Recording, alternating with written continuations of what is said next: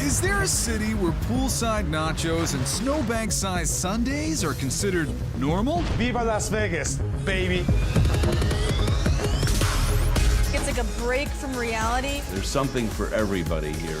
It's a little naughty, yes. There's no rules here. Anything goes.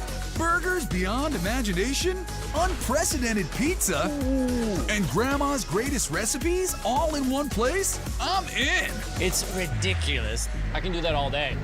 That's like spectacular. Why go anywhere else? In Vegas, they put the ain't in restraint. Wow. It's amazing. It's all the food you like, but more and better. That's what I'm talking about.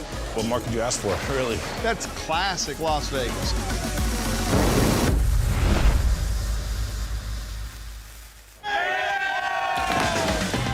In Vegas, life's a bacchanalian delight, filled with sumptuous snacks and free-flowing spirits, especially when you're poolside at Caesar's Palace. You're here, you got the pool, you got the sunshine, you got the drinks.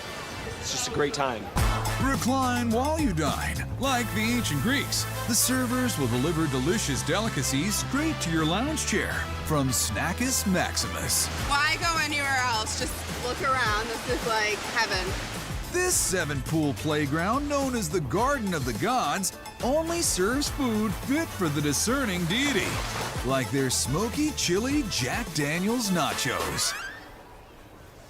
Poolside is all about finger food. Well, these can be eaten with your fingers. They'll also help you float a little bit. There's so much fat in them. But you know, the good fat, like you get with the mountains of meat and beans and Wade's spiked chili. The recipe for the chili actually goes back into my family. It was always what my mother would make, especially during football games. The whiskey came from me. Mama always told Wade a gentleman browns his bacon lardons. We're gonna let this render. We're gonna get the flavor out of it. We want that to brown up nicely before we add any other ingredient to this. Such as grade A ground beef and red onions. There's sweet red onions, a lot more sugar, so a lot more flavor. Chopped garlic. We want them to saute in the fat. If you're making this and you're eating it, you will need some mince. Noted. Now, where does that great color come from? You just added in the chili powder. It's very dark red. It's ground very finely. Can you smell it? You guys can. I can. This is chili. The tomatoey tang comes from 2 different sources. We're gonna add in some pico de gallo. The second one is a house-made tomato sauce. They are going to form a combination that will react on your tongue. It tastes more like tomatoes. Jalapenos are a nacho staple, but former New Mexico resident Wade gives a spicy shout-out to his homies. Santa Fe, we don't use jalapenos. We use green chilies. Any other chili advice? Taste everything. Oh, baby. Woo. Finally, a little shot that reminds Wade of where he came from. Alcohol has a very low boiling point. This is going to cook off. So we're not going to get that alcohol. We're going to get the whiskey flavor in this. Think this thing tastes good now? In 2 hours, it's going to taste even better. Here's the shreddy fundamentals. This is one thing that a lot of people don't do. But this is how it started. The cheese has to be melted on the chips. We're going to take this, we're going to melt it in the salamander. You can see the cheese bubbling right up in here. Meltiness oozes over every corn chip, but Wade pushes the cheese throttle further. I've also got chili con queso. 2 cheeses are always better than 1. We're going to take our chili. We want to cover this. A final flourish, and these nachos are ready to conquer the world. Snackus Maximus, when you want to eat like a Caesar. Oh, wow. Those are amazing. Little spicy, little sweet. I can actually taste the whiskey in the chili, which is amazing. I love it. I want to have alcohol in my food, too, and I'm in Vegas. Why not? Drink, nachos, swim, and repeat. For maximum fun in the Vegas sun, float on over to Snackus Maximus. We gotta come back next week. 100%. Welcome to Las Vegas. He's talking downtown Vegas, baby. The sanctuary of swank since way back when. Nowadays, it's anchored by Oscar's Steakhouse in the Plaza Hotel, owned by former 3-term mayor Oscar Goodman. When I was elected, I said one of the things I have to do is to revitalize the downtown. Give it the energy that it deserves, and that's one of the reasons I love the restaurant, because the Dome faces out on the great Fremont Street experience with the millions of people a year who walk by there. If you look outside here, all the bright lights and all the flashing images, this feels more like what Las Vegas used to be and what it should be. And in terms of quality of food, you can't go wrong here. Especially with something so right as Joe Pig's pork chop. Wow. It's a big pork chop. And it's got a big backstory. You see, before Oscar was the mayor, he was a mob lawyer. No kidding.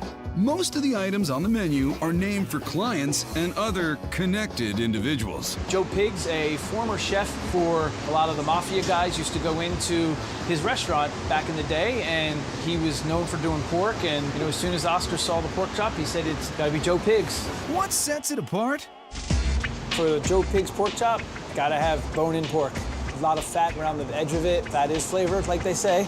Flavor that's enhanced by a curing mix of kosher salt, brown sugar, and garlic. You're gonna make sure that you get from the bottom up, and then putting it on top, you're gonna make sure you get the curing from the top down as well. The pork will cure in the fridge for 45 minutes while Chef Jeff slices apples for pork's most notorious accomplice. A tradition of pork chops and applesauce from, you know, back in the 60s, that we just tried to take it to a different level. Skip the sauce, he's making chunky apple chutney. Tart Granny Smith saute in brown sugar, then it's a Sin City shot of rum. We'll burn off all the alcohol so you still get that rum flavor. And now we're gonna add a little bit of the butter to it. Vegas in the pot right here with a little bit of everything. Some sprinkles of nutmeg and cinnamon, and into the blender it goes. A quick spin, and what's the verdict? That's so delicious. But we've got miles to go before we eat. The pork chops return from their rest cure and get transferred to a smoking pan. Then Jeff builds some kitchen kindling from 4 different flavored woods. I have a pecan wood, a apple wood, a hickory, and a mesquite. This is Vegas, baby. We gotta do something different. It's a fast smoke. Just 15 minutes is all they need. Now all the smoke flavors right inside that pork chop. And Chef Jeff has a license to grill. So cooking on the grill, you're gonna get more flavor from the little bit of char on it. So we've got a nice little diamond marks there, just like a royal flush in Vegas, baby. He deals out a matched pair of those pork chops, then antes up his signature chutney and some house-made barbecue sauce. Then it's a final draw of pan-fried wild mushrooms for a tasty full house. And here we have it, Joe Pig's pork chop. Wow, that's what I'm talking about right there. The pork chop mixes very well with that barbecue sauce. That smoky and that sweet, perfect combination. It's juicy, it's cooked perfectly, and I like the combination of the sauteed mushrooms with the apple chutney. It's delicious. It's one of those things you just can't get at home, and that right there is some good stuff. Another good fella from Oscar's menu is the Tony Spilotro strip steak. Tony Spilotro, who reputedly was the mob's representative here in Las Vegas. He made the steak in the way that we make it here too. Take a skirt steak and you make little holes, and then you put garlic in there, and it's in their memory, and it makes me smile. Oscar's a spicy guy, like crushed red pepper spicy. And we're gonna take the crushed red pepper here, and we're gonna add it to each of the garlic cloves. It's gonna give you just a nice little burn. You like to have it a little spicy here. Everything's hotter in the desert. After marinating overnight, that seriously seasoned steak is given to the grill, and we're given advice. When you start to cook it, you should always put the garlic down first, and it'll stay in the meat. If you put it garlic side up, they'll start to cook and pop out. And that garlic's way too good to lose. You can smell this cooking a mile away. You can almost get that little hint of spice in your nose saying, oh, it's gonna be so good once it comes off that grill. The spicy steak is joined by creamy mashed potatoes, and the whole table wins. Spilotro. It's fiery as the man it's named after. Wow, that's incredible. It's been spiced perfectly, really juicy as well. The creaminess of the mash really brings out the flavor in the steak. It's one of the best pieces of meat I've ever had, I think. Feeling a little bit of the heat coming on, a little around the collar a little bit. The spice in it kind of sneaks up on you a little bit, and The steak is cooked perfectly. And it's a different take on a traditional steak and potato plate, and that's what Vegas is known for. They take, you know, a basic meal and they add their own flair to it, which makes it even better. And that's been Oscar's plan all along. You eat a great steak, you have a drink, you're half lit, you enjoy the whole ambiance of it, and that's Vegas. Sundays in Vegas are all about more, more, more. It is everything in a Sunday that you've ever dreamed about.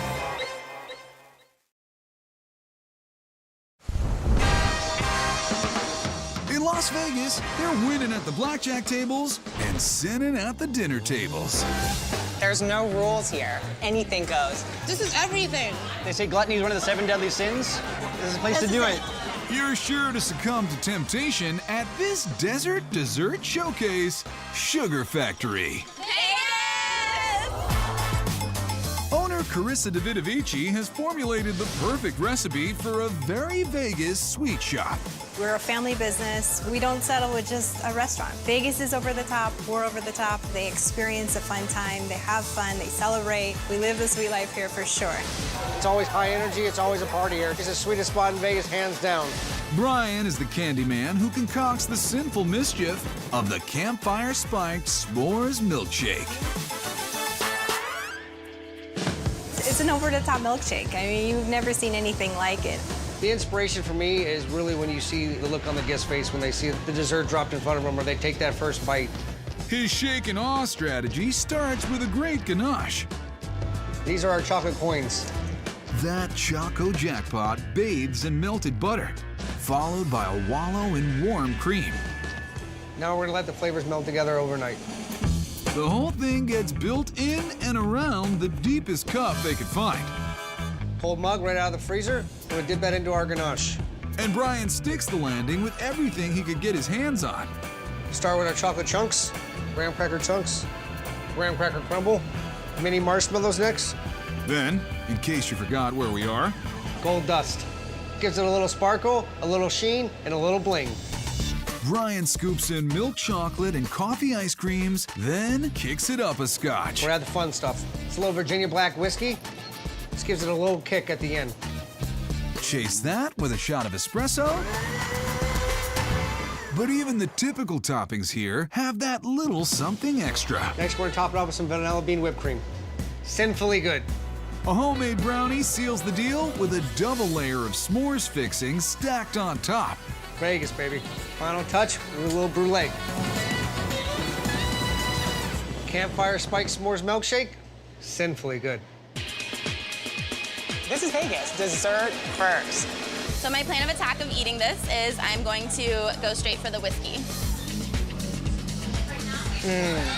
It's so thick, it's so velvety, it's decadent, it's so rich. Oh my God. That's a good brownie. It's sweet, it's chocolatey. This is like adult Candyland in this milkshake. Looking at it, it really makes me feel like a kid. I'm an adult now. This is amazing. The sweetness goes from high to wide as we meet up with this monster of a party starter, the King Kong Sundae. It is everything in a Sunday that you've ever dreamed about. The inspiration for this was just we wanted something over the top, wow factor, that we could stop the dining room with every time we brought one out. At over 5 pounds and 10,000 calories, this could get hairy. First, our caramel sauce. Next, strawberry sauce, my favorite. Chocolate sauce. Then it's solid cold. Brian gives us a roll call on those flavors. Vanilla bean, milk chocolate, mint chip, birthday cake, strawberry, mango sorbet, raspberry sorbet, rocky road, cookie dough, and cookies and cream. Put our whipped cream. And there ain't no stopping. Now we're gonna start topping. First, pretzels. Next, white chocolate strawberry curls. Brownie chunks. Homemade red velvet cake bites. Gives you a little bit of that red carpet feel. Followed by gummy bears, chocolate malt balls, and rainbow sprinkles. Unicorn pops. The height, the color, everyone loves a unicorn. How about dealing us in a few wild cards? Fresh glazed donut, just because.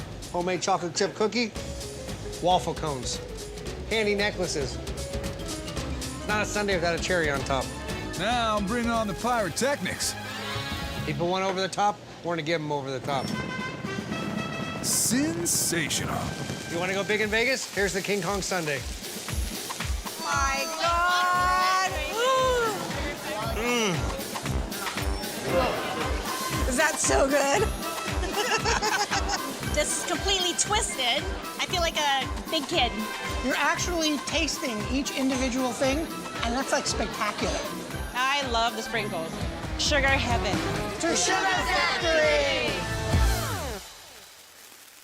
This old school Italian joint will have you living like a baller. This is worth the trip to Vegas right here.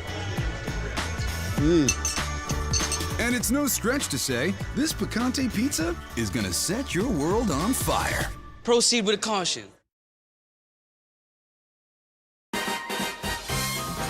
It wouldn't be a true trip to Las Vegas without a stop at an old school Italian joint. And they don't come much more classic than Rayo's at Caesar's Palace. It's authentic, and you're not gonna get more authentic in Las Vegas than Rayo's. You walk in, you feel like that old Rat Pack vibe. Rayo's has been in East Harlem since 1896. In Harlem, we only have 10 tables. But here in Las Vegas, we have 105 tables, 10 times the size of New York. The fourth-generation owner, Frank Pellegrino Jr., grew up at Rayo's in New York City, waiting tables, cooking, and managing the family business. Now, as the head of the Vegas location, he wants customers to experience that same family-style cooking they're known for. Eating at the restaurant is like coming over to my grandmother's house on a Sunday. Nothing says Nona's Kitchen like Rayo's world-famous meatballs. They are pretty darn famous, more famous than anyone ever thought they could be. I think my dad started this trend way back in the 80s, and then it seems like everybody else kind of followed along. But you can't go wrong with great-grandma's meatball recipe. Frank knows his way around the kitchen. He's been in one since he was 5. My apprenticeship started with my grandmother and my grandaunt, Annie Pellegrino, who was the chef at Rayo's in New York. And my grandmother would sit me at a table with a rolling pin, which was, to me, a steamroller, like a Tonka truck. Rayo's recipe passed from his great-aunt to his dad, Frankie Sr. But today, the meatballs are in Frankie Jr.'s capable hands.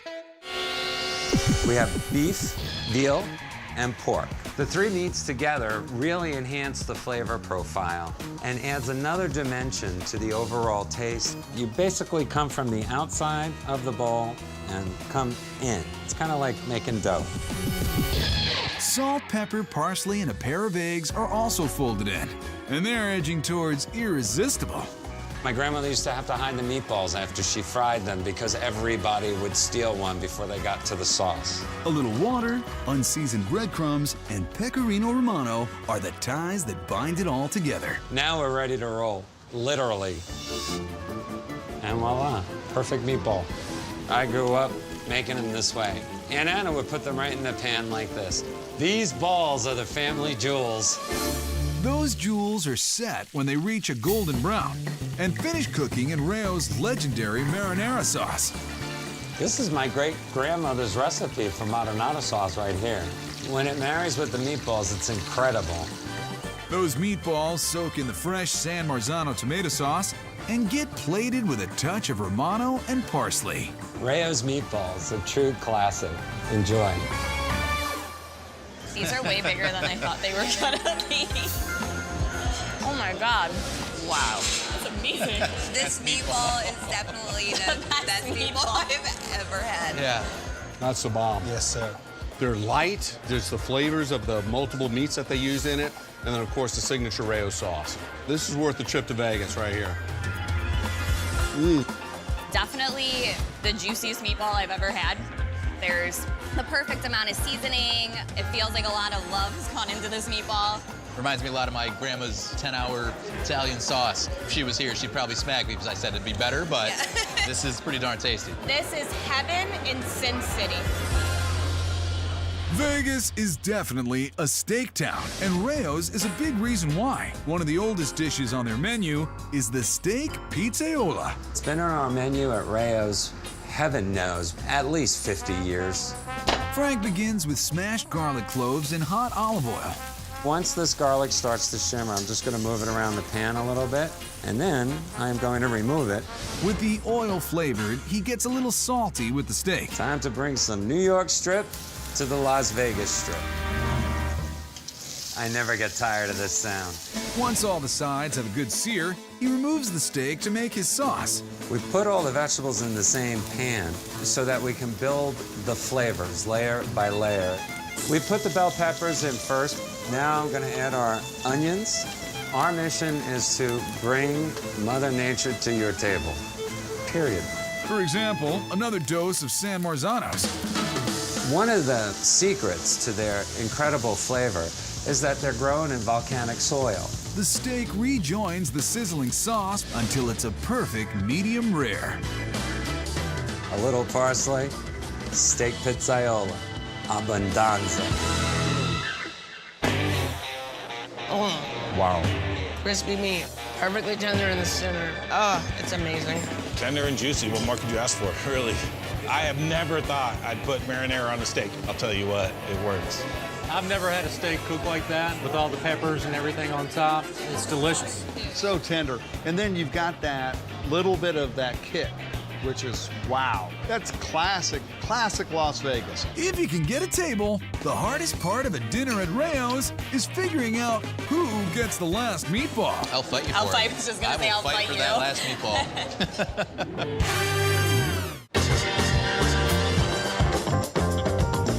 No need to pause the party when hunger comes knocking in Vegas.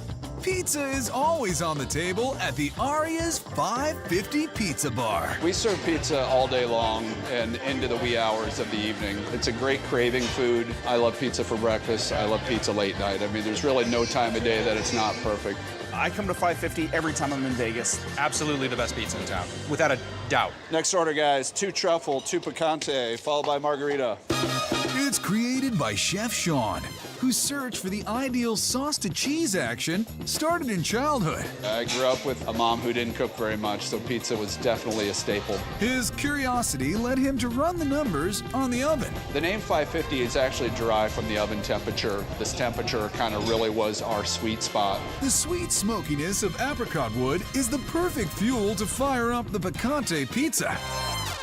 As the name implies, it definitely has some spice. By the time you get through one of those pies, you'll be feeling it. The boldness is based in Sean's pepper-spiked tomato sauce.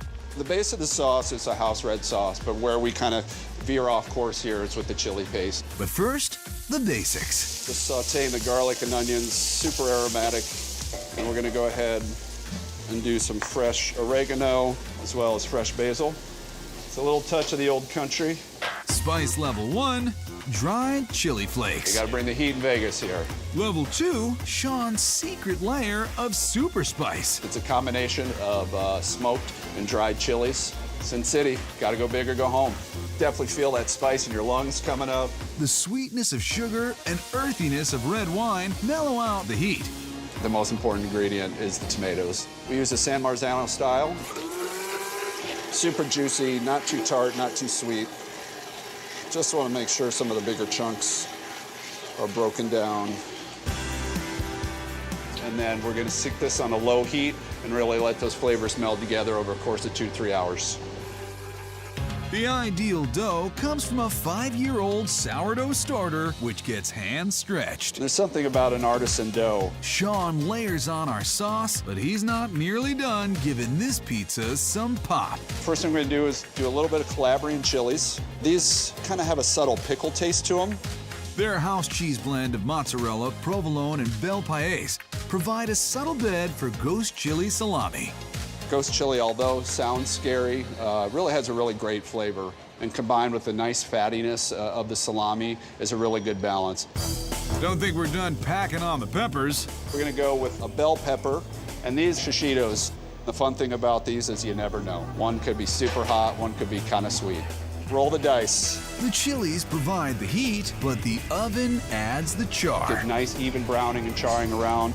All right, I think we're there. Picante pizza from 550 Restaurant. So spicy, it's a sin. Ooh. These red ones, I would be aware. Proceed with caution.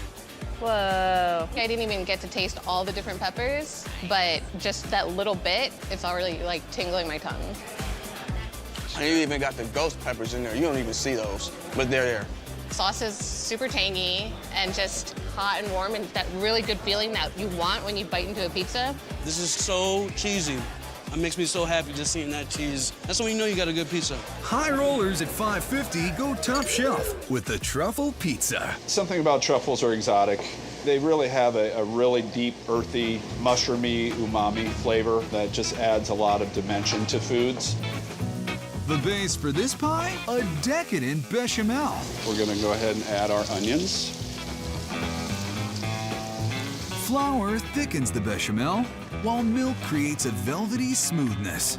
A little white wine here for some acidity, and because we love white wine. Chef Sean strains the onions for a silky texture, then compounds the creaminess with another curveball cheese, Crescenza. Definitely gives it a more complex and rich flavor. Everything we do is high roller. This is what takes it to the next level. This is black truffle peeling. He doubles down with truffle oil, then spreads the sauce on our dough. Potatoes and the truffles are really a great match. Another little dimension to the pizza. Again, a little bit of mozzarella, provolone, and bel paese. Richness grows with truffle-infused salami. We're just layering the truffles throughout the pizza. And then finally, some beautiful black truffle. Truffle pizza at $5.50. Now that's a jackpot. It just tastes more luxurious than your normal pepperoni pizza. I can taste kind of the earthiness of the truffles. It's kind of a little bit smoky. It's really good. Wow. It tastes like scalloped potatoes mixed with this awesome truffle. It's so good. If you hit a jackpot out there, the first place I'm coming is right here to get another one of these truffle pizzas. Any way you slice it, everybody wins at $5.50 Pizza Bar. I'm ready for the whole pie. The battle for the hottest burger in Vegas is really heating up. It's really hot, but it won't stop me.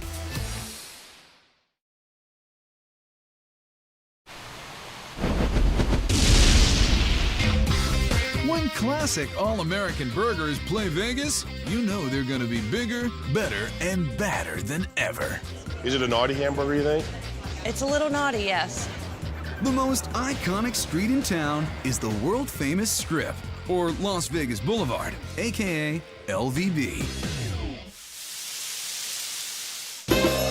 And LVB Burgers and Bar is right in the middle of the action at the eye-poppingly opulent Mirage Hotel and Casino. So the Mirage is kind of iconic Vegas. It's what started the Strip. A natural home for massively decadent burgers. When I was growing up, my dad would always grill. That was his thing. My sister and I were little. We really didn't like the steak because it was too chewy, so he'd make us hamburgers. I think that's where I've gotten my passion from, not only for cooking burgers, but just cooking in general. Everybody comes out to Vegas, they expect wild, crazy times. This is something that adds to that, and it gives them a memorable experience. For a burger that's hotter than a showgirl in August, try the Kick and the Kisser, or the KIK Burger. There's 3 layers of heat to it, punches you right in the mouth, kind of wakes you up. We'll need a big, beefy base. We use a blend of chuck, short rib, and brisket. So nice fresh salt, black pepper, throw it right on the grill. This is a custom-made Mongolian-style flat top that keeps the patty sizzling in its own juices. Makes it a really nice and flavorful burger. It's 2 inches of stainless steel, 600 degrees.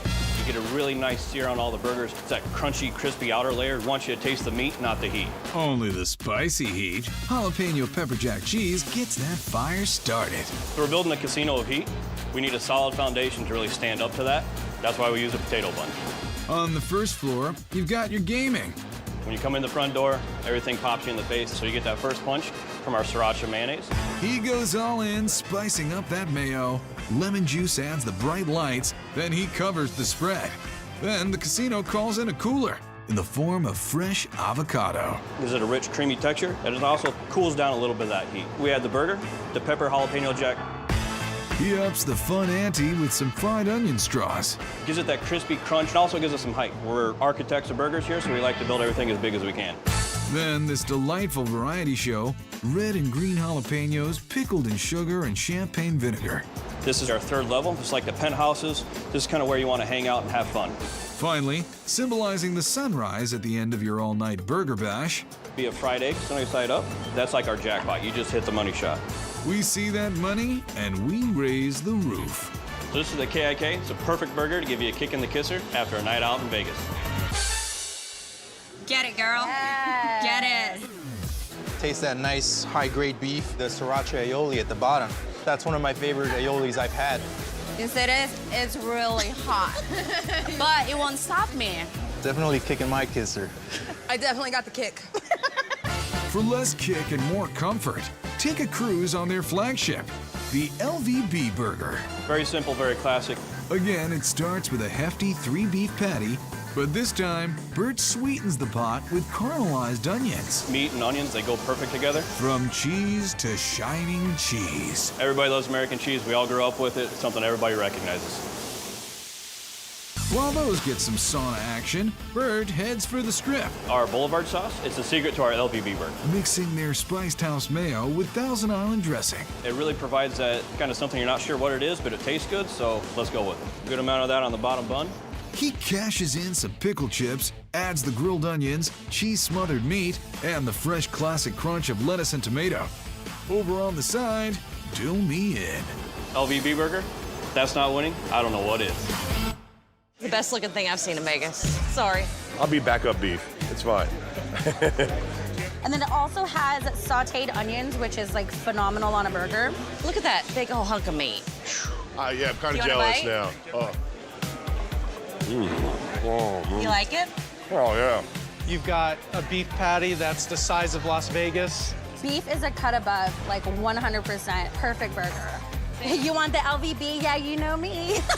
Whether you're in Vegas for the kisses or the kicks, you'll taste it all at LVB. It's like a mouth It's a hug. total mouth hug. Some Japanese dishes are a gentle kiss of flavor, while others are a punch in the face.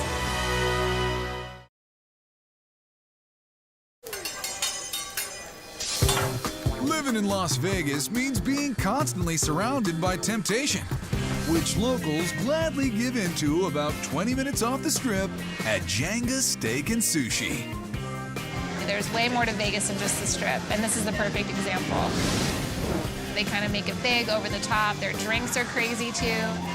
You gotta come here, like it's a must, and you have to like live the experience.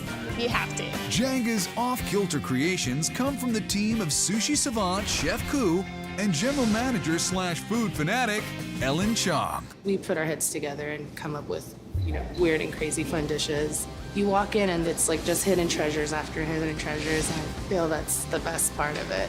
We don't play by the rules. I love traditional Japanese food, but it's Sin City, so we just like to play out of the box. They haven't even invented a box that can hold Jenga's craziest creation, the sushi burger.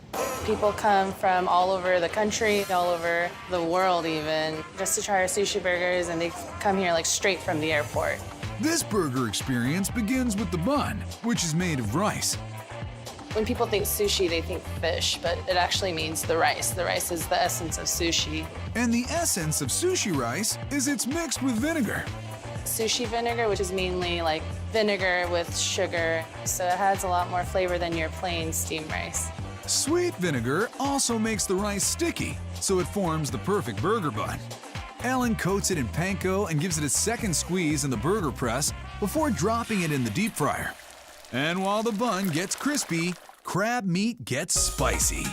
It packs some heat. It's the chili oil along with the chili powder. It's nothing too crazy. We want it to be flavorful, not painful. It goes really well with the spicy tuna. She's talking top-shelf bluefin tuna that Chef Koo expertly dices into bite-sized cubes. Ellen adds the same chili oil and chili powder, but this time brings the added heat of sriracha, plus a Japanese specialty called furikake. Furikake is seaweed flakes mixed with a little bit of dried fish flakes and dried egg flakes. It adds a lot of crunch and adds the taste of the sea without it overpowering anything. Ellen also builds a creamy, spicy sauce with mayo, sriracha, and a surprising shot of orange juice. What's up with that? The orange juice really brings out the flavors of the fish. Of course. fish burger? Come on down. We're gonna start with our perfectly fried bun. That's what makes it so special, because this is what holds the burger together. Ellen layers on the combo of spicy fish, then a cooling Japanese seaweed salad. Some sweet sauce for balance, her spicy mayo, and deal me in. This is the wildest burger in the wildest city. The first bite was everything at once. It was crispy, spicy. It's almost like you're having a fine dining experience in a burger.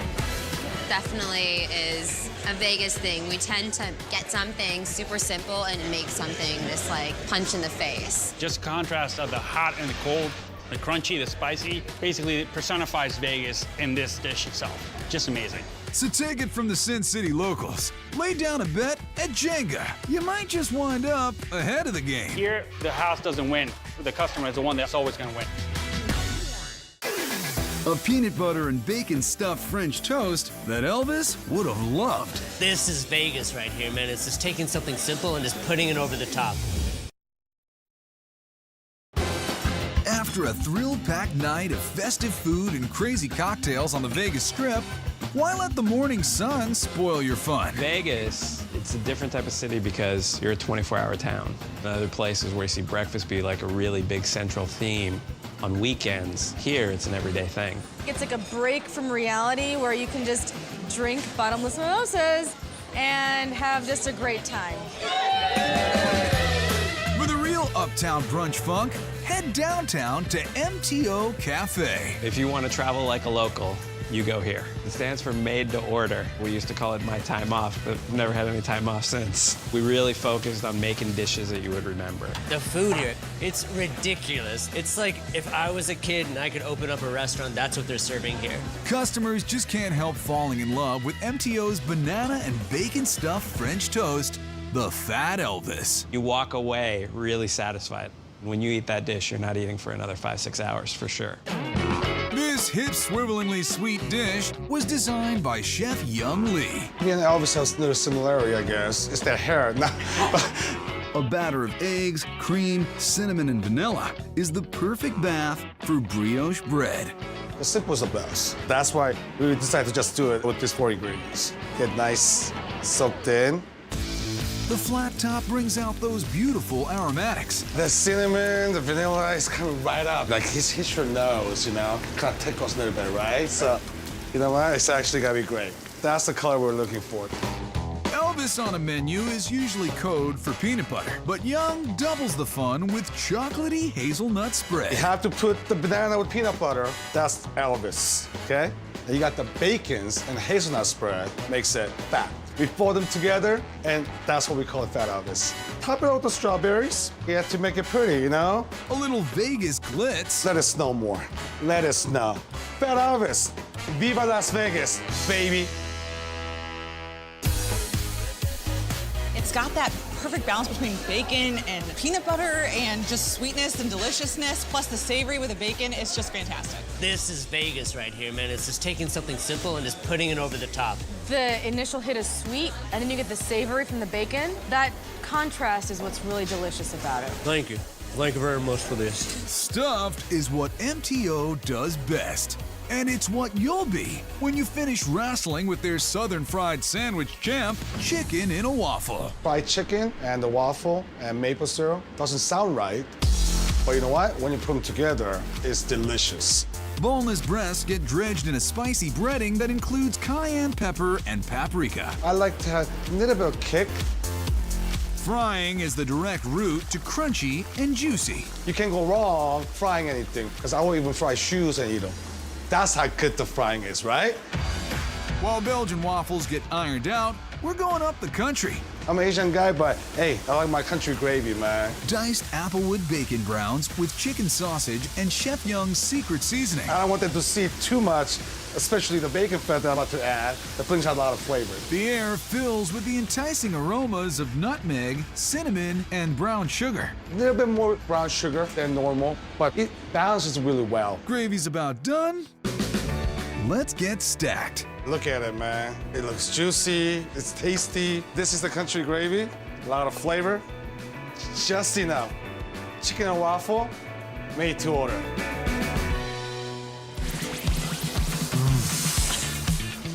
I love the gravy on there. It totally makes the whole package just come together in this awesome goodness of a sandwich. The gravy is what makes it kind of sweet, but it's kind of savory. The whole thing is amazing. This totally gets me recharged for a day of partying. Like, no question. That brunch time party feel is made to order daily at MTO Cafe. I'm ready for a day of having fun in Sin City. It's so comforting to know wherever you go in the world, Las Vegas will always leave a light on for you. Or several thousand. A 14-pound mountain of nachos that puts Everest to shame. Oh my gosh! Absolutely unbelievable, unreal, and indescribable. What's next? Guess what? Meat. A barbecue sandwich wider than the Mississippi. This sandwich is just monstrous, over the top. Sauce dripping, perfectly smoked, delicious. It is sheer ecstasy in my mouth. These hometown food sensations have caused a chain reaction. This is the best place for pizza in Pittsburgh. I want to unhinge my jaw and eat this. I am in breakfast burrito heaven. Oh my God. Who's your daddy? We've rounded up the best citywide franchises that are off the chain.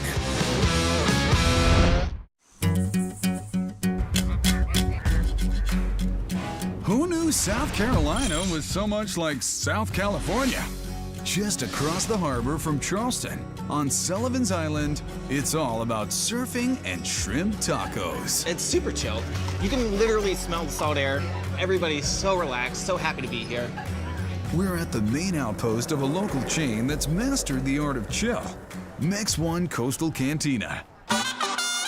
Named for the scenic highway that runs from Tijuana down to Cabo.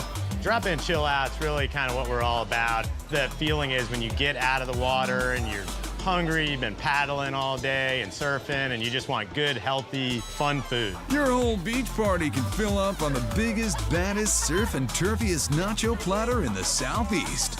The Big Papa.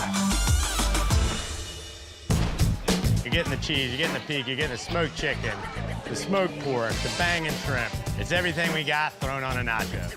We join culinary director Ryan Jones in progress making the beer batter for the bangin' shrimp. That's why it's good to be the chef. Those crunchy, spicy beauties may be Mex One's signature flavor morsel. Baja Spice is a perfect amount of heat without too much kick. The beer bubbles make it crunch, and also, why wouldn't you add beer to it? They emerge with the perfect tan every time. Truly banging. Ryan's chicken is also a taste force to be reckoned with. This is our brine chicken, which we end up putting in the smoker. You can smell the citrus, you can smell the bay leaves releasing. We're gonna let it sit overnight, and then it's off to the smoker. And you know how Carolina feels about barbecue pork. Definitely need some of that. I'm a cook by day and masseuse by night. The rub includes brown sugar, cayenne, garlic, and a lot of pepper. How much pepper? That much. But the results will be nothing to sneeze at. When we smoke it, 13 hours gives it a nice crust on the outside, still keeps the pork nice and juicy in the middle. Ryan got into cooking the same way most people do. Peer pressure. In high school, I had some friends that were doing it. They had a fun lifestyle. It's something I got into early on and just was good at when I started doing it. With our meat smoked out, let's unpack the stacking process. First, I'm gonna start with a layer of chips. Next, we're gonna add some warm queso. The queso is like the glue on this sucker. Then we're gonna hit it with some black beans. We'll layer a little bit of that chicken and that pork. We try to layer this, put enough on there so every bite is perfect. Like they say on Price is Right, higher, higher. A little bit more of that melted gold. And then some guacamole. And when I say some guacamole, I mean 2.5 pounds of guacamole. There's 4 shrimp on every bangin' shrimp taco, but the Big Papa, he gets 30. And then we got some bangin' sauce. Finish it with a little bit of sweet heat. And don't forget, squeeze a lime. Here comes a 14-pound nacho tsunami. Oh my God. It's like the perfect amount of crispy in the shrimp. It's like a little spicy, but a little sweet. Chicken is super moist. It's got a smoked flavor. This bird's got attitude. This burger is so good. It reminds me of being home in North Carolina because we have so much barbecue there. I'm known as a queso queen, and this queso tops all queso. Very creamy. Every place I go. It's so good it should be in pinatas. You don't even need candy in there no more. They may just be a small chain now, but Max One knows how to maximize a good thing.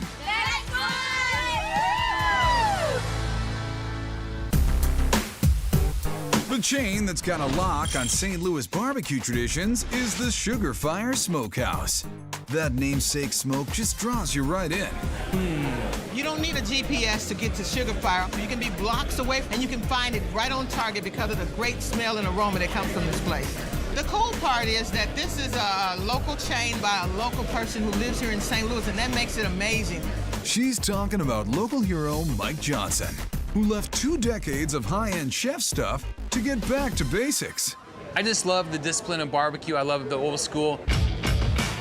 Rub, meat, smoke. That's pretty much it. Plus, it's a family thing. People come here with their families. Everybody's happy.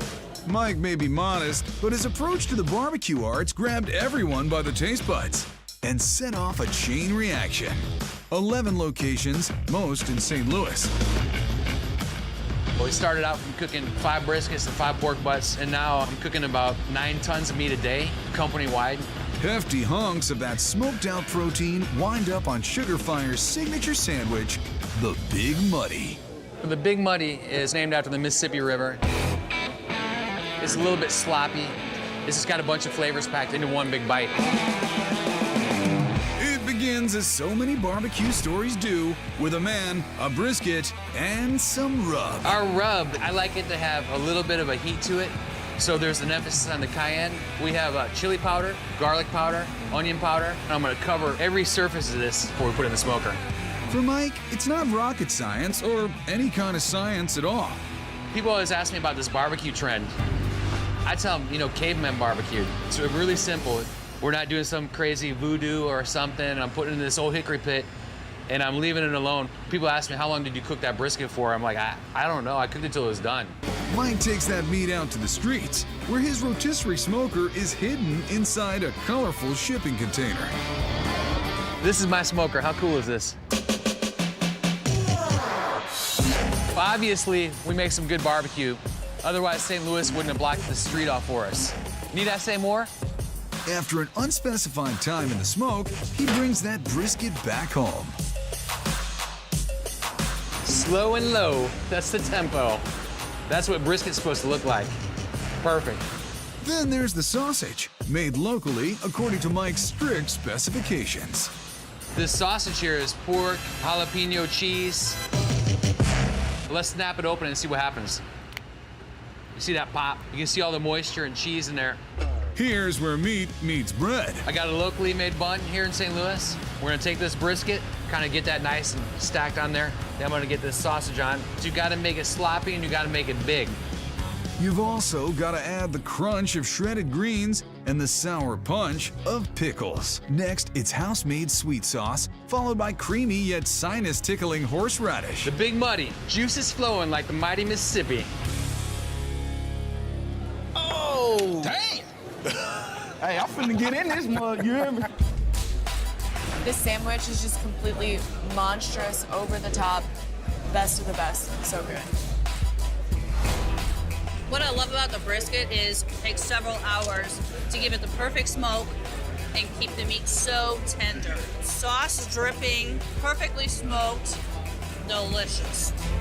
The white sauce gives you that perfect flavor of that spice, and then that smokiness from the meat. You can't go wrong.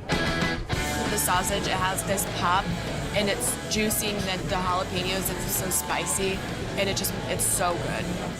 If you're watching your carbs, forget the bread and go full caveman with the Meat Daddy. The Meat Daddy comes with everything, and you don't have to think about it. You just order it and eat. Mike begins this paleo platter by slicing more of that juicy brisket and offering up a slice of history. I was really inspired by my mom's cooking growing up, and it was mostly because her food was bad. Hey, Mom, I love you, but you know it's true. Also true, there's more to this than brisket, like ribs. But everything gets the same rub here, except for the ribs, it's gonna get a little extra layer of brown sugar on there to bring out more of a bark and a little extra sweetness. And turkey. The skin is the whole secret right here. This is just keeping it moist throughout the whole cooking process. Ribs and turkey hit the smoker along with a pork butt. They exit at different times, but reunite on the mother of all platters. The meat daddy. Who's your daddy? You don't need any utensils with it at all. At one point, you may not need any teeth. I don't know. The ribs are really juicy, and there's brown sugar on top. It's just the epitome of St. Louis on a plate. The brisket's got a nice smoky flavor, and then the sausage with the jalapeno and cheese gives a nice heat to you, but not too much. All around, I'd say 2 thumbs up. I can taste the juiciness in the turkey, and it's really good. Like Thanksgiving, but with a barbecue spice to it. It doesn't get any better than this. Step aside, Grandma. This meatloaf sandwich is the biggest thing in Boulder. This is huge. The bun can barely contain it.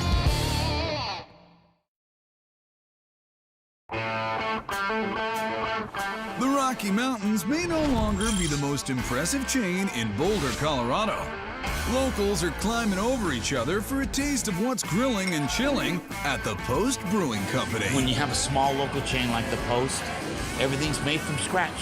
They develop their recipes on their own in the back. It's just really nice place to grab a really great beer, have a meal that's going to be way better than anything you can make at home.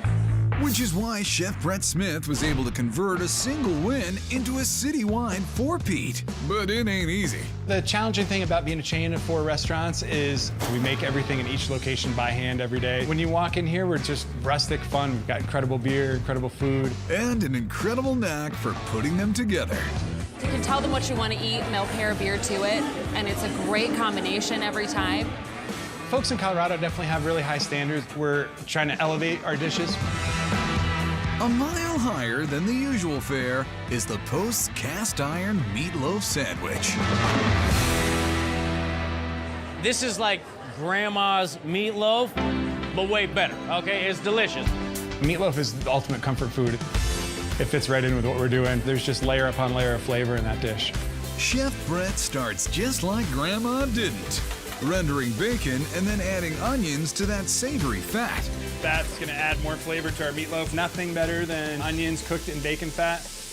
Love that sizzle. A different heat arrives from Pepperland. One of Colorado's signature foods is definitely green chili, so we definitely try to work that in when we can. Brett's also working in tomato paste and crushed red pepper. Then that flavor-packed potion is added to locally sourced ground beef, along with panko, eggs, and Brett's super secret spicy sweet glaze. Yeah, this is just some of the tricks we have up our sleeves. Nothing left for Brett but to roll up his sleeves and to get a little zen on the art of meatloaf making. Meatloaf's just one of the things we had once a week, you know? Which reminds me of just being around my family and passing food around and enjoying ourselves together. His signature blend makes its way into a pan and then the oven, while Brett returns to his favorite pastime, bacon. I'd say bacon's kind of like garlic to me. You know, you put a little bit of it in anything. Like marmalade. Here, bacon and onions meet up with brown sugar, red wine, and red wine vinegar. Oh yeah, that's exactly what we're looking for. Bacon onion marmalade, it's good for you. Fresh out of the oven, the meatloaf is sliced into a brick-sized portion and cast into an iron skillet. So we're looking for this to almost have like a slightly blackened look to it, just a nice caramelization on the outside. Brett deploys more of his secret glaze, then coats a bun with horseradish crema to enhance that meat slab. A mass of bacon marmalade, and we are beyond the comfort zone. Post Brewing Company cast iron meatloaf sandwich. This is not your grandma's sandwich. This is huge. The bun can barely contain it. The meatloaf is really yummy. There's a little spice in it from the horseradish, which balances out the sweetness of the onion really nicely. I would take a bath in the bacon onion marmalade. It's that good. Right now, taste buds, I don't know what's going on. I just know that it is sheer ecstasy in my mouth. It's going crazy, and I can't contain the flavor that's happening right now. And excuse me 1 second while I indulge. Thank you. Sorry, Grandma, but the chef's figured something out. Chef Brett's also noodled a new flavor equation for his AP exam in chicken and waffles. Brett's waffles begin normal enough with egg yolks and buttermilk. Then what's that? Chili powder? It's not necessarily spicy, but just a little extra something going on in there. Flour and butter make it a batter, and then fluffy meringue makes the batter better. Just makes a nice fluffy waffle with a great texture to it. The batter hits the iron while chicken hits the fryer. They'll unite on the plate with maple butter, a tangy cherry chili chutney, and a seriously savory chorizo cream gravy. Like we weren't already breathless. This high altitude, delicious. I want to unhinge my jaw and eat this. Chicken is very juicy, a little crunchiness on there, which complements the waffles really well. The gravy that comes with it's packed with chorizo, which has a ton of flavor in there. I don't have words. It's so good. The chutney adds a sweetness to the chicken. It balances out with the gravy. It makes it kind of fruity, but then you put the waffles with it. It's perfect. Kill me now. That's the best thing I've ever had. That is amazing. Everyone needs to order this. With 4 locations packing them in nightly, let's hope this chain has a link near you. Every town in this country should have a place like the Post. This Seattle Spot's breakfast burrito will totally change your day. My day just got 20 times better. I think the sun is coming out. And this handmade Portland donut will have you saying, holy cannoli. I've never had a donut like this. I just want more.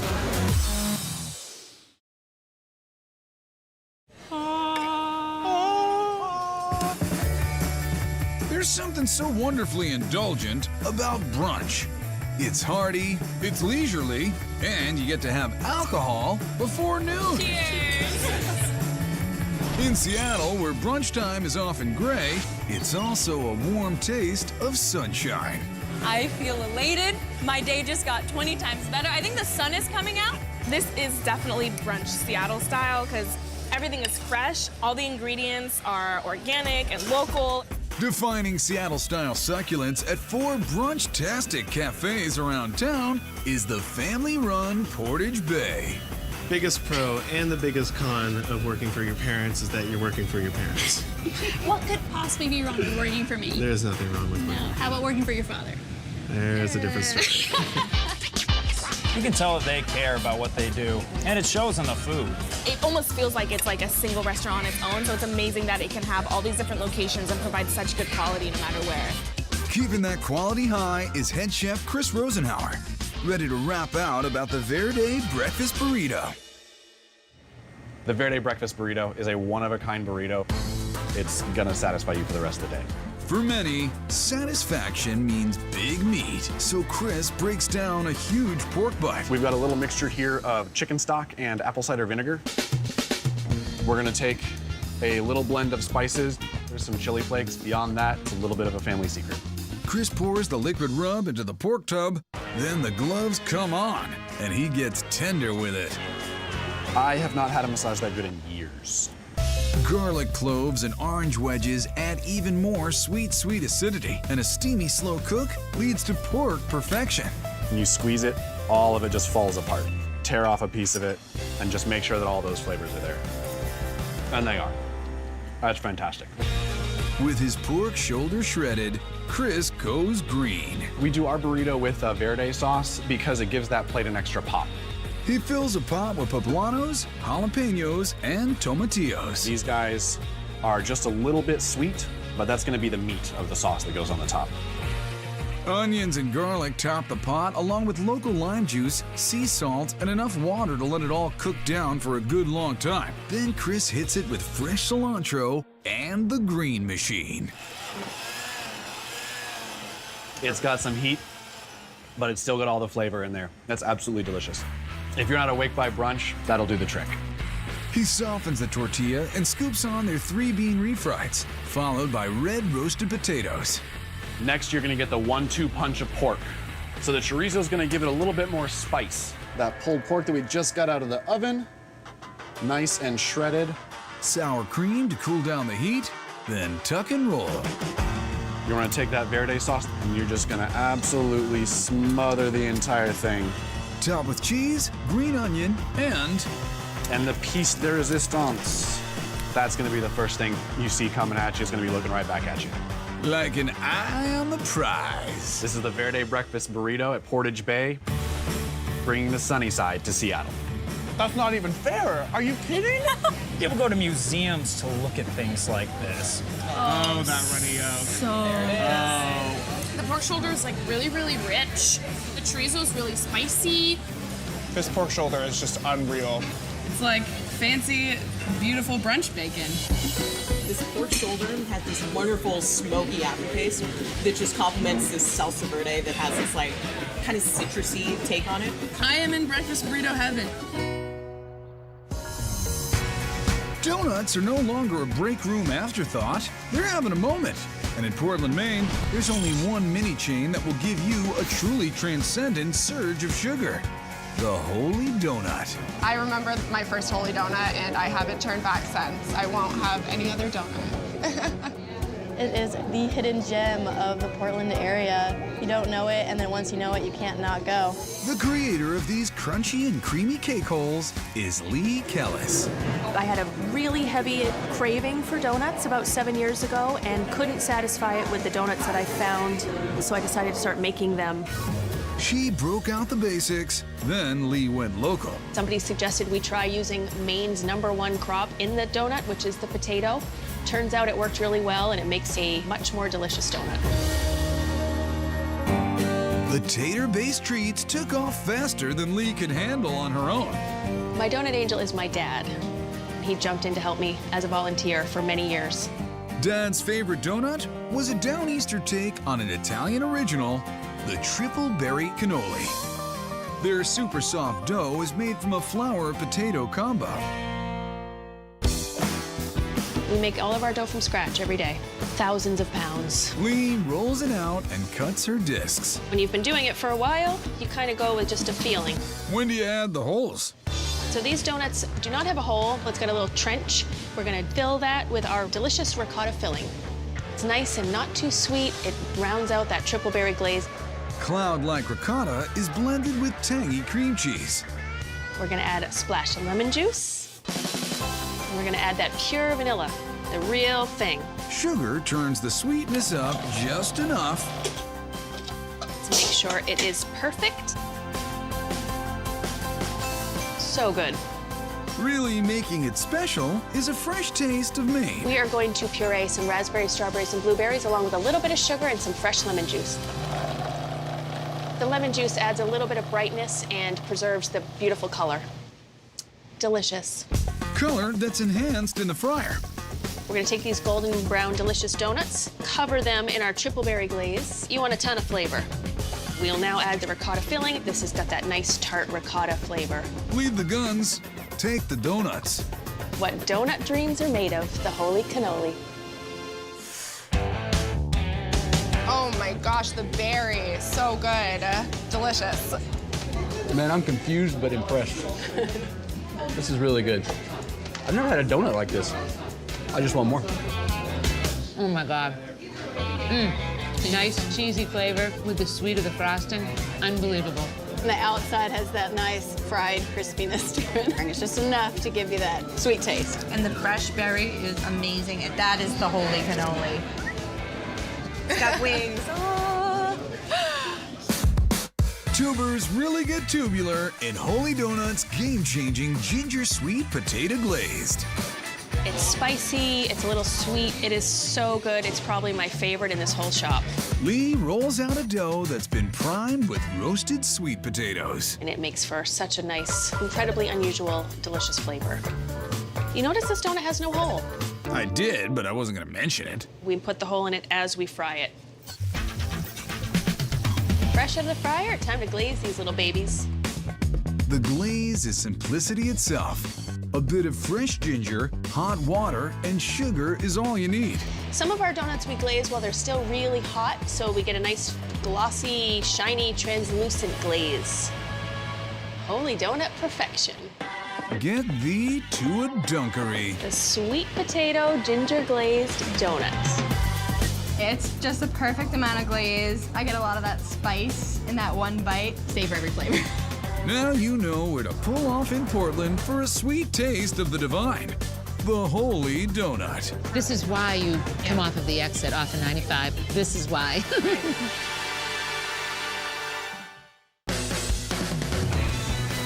A meatball sub and burger hybrid in SoCal where the cheese steals the show. It's absolutely perfect. I'm balling. I'm me-balling.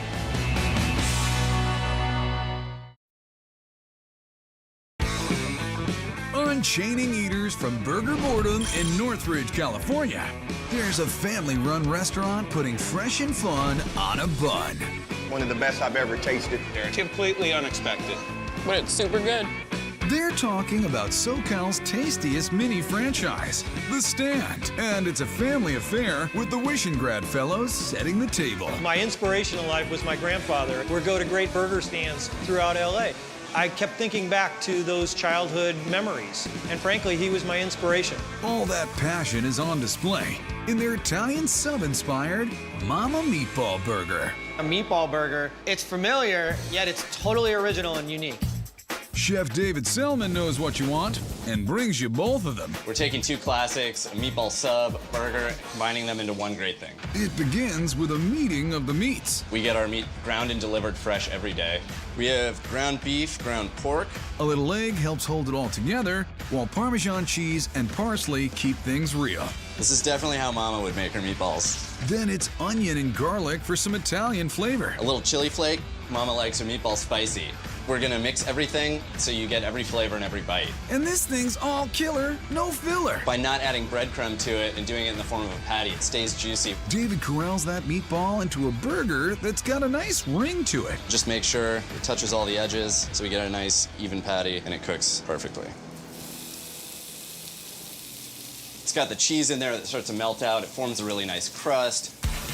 Meat mastered, David lays down some truth. You can't have a Mama meatball without cheese on it. And not just a standard square, hand-sliced provolone with an egg and breadcrumb crust, fried golden brown.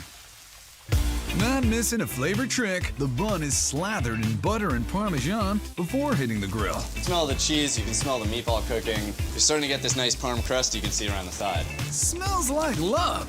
Our burger patties just finishing up cooking. The fried provolone, Mama's secret red sauce, a generous coating of basil. You want to be able to get that in every bite. Classic Italian taste. It's in the burger, baby. And that's the Mama meatball, only at the Stand.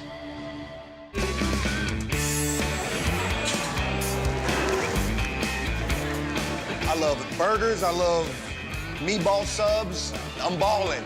I'm me-balling. You get the meatball sub, you get like the Italian flavor. It was like, I'm about to have an Italian meal. That was so good. I've never had a meatball done just like this until I came to the Stand. That provolone, oh, I need to have another bite. The cheese melts in your mouth, blends well with the seasoning. Wow, this basil adds to the Italian flavor. It's absolutely perfect. The next stamp in our burger passport is the Stand's French onion soup burger. David moves from the flat top to the char griller for this number. We char grill all of our beef burgers. We like the flavor that it gives it. We like that crisscross quadrillage pattern. It's like we're already in Paris. I'm spreading a parm and Gruyere spread on here. Those classic onion soup flavors get the Royale treatment. We're gonna finish that on the flat top to get it nice and crispy. Awesome burger if it ends there, but what's going on in the pot? Hot, we have our French onion soup au jus. We serve that on the side. It's kind of like a deconstructed bowl of French onion soup. Still not rich enough for you? How about some melty cheese? Now, let's erect this Eiffel Tower. Patty and cheese on the crispy bun. We're gonna top that with the caramelized onions. And for even more oniony fun, crispy fried onions. Top that with a cheesy bun and partnered with the au jus, it's almost like soup on a bun. It's the French onion soup burger. Let's see how this goes. I think that dip puts it over the top. It tastes like French onion soup, but it's a burger. The au jus sauce with the cheese and the grilled onions, that's good stuff. Oh, this bun is just so good. The cheese, the juiciness. You get both flavors of onions. It's so great. I would definitely call this a super burger. Viva la France! Take a stand against bland, mass-produced meals at the Stand. This place is off the chain. Dude, I'm totally coming back here like all the time. A pasta dish in Chicago so spicy, it's covered in angry sauce. Wow, it packs a punch.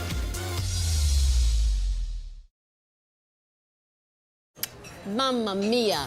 What's the most beloved old-school Italian chain in Chicago? The name is on everyone's lips. Rosebud.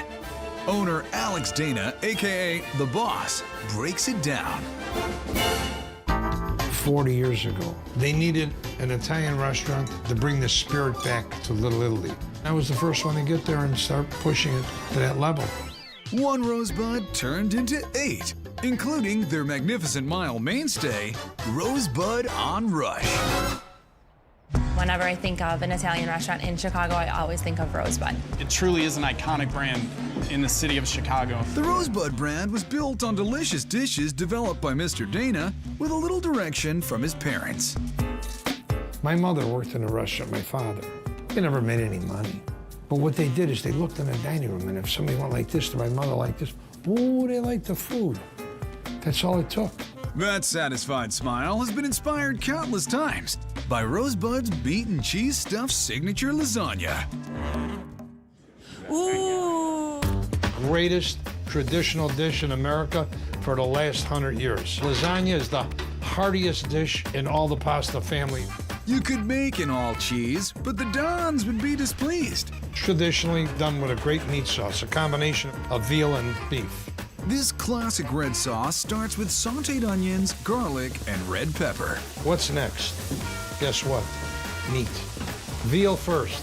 Listen to that sizzle. That's fresh ground veal, nice and lean. It has a flavor that is unbelievable. Now we're gonna do our beef. Veal and beef brown, and chef makes sure this sauce packs the punch of passion, which tastes like tons of bonus garlic. Passion is what this is about. San Marzano tomatoes add tanginess and body, and tomato paste lends a sweet depth. Now you have a beautiful tomato sauce. Just, oh, I'm hungry. Meat gets top billing, but cheese does most of the heavy lifting. Everybody loves the binder, the cheese that pulls it together. The curds that bind are whole milk ricotta and mozzarella. The mozzarella melts into the ricotta and pulls it together, and it gives it a creamier flavor. Pecorino Romano gives a little edge, followed by fresh herbs and eggs straight from the farm.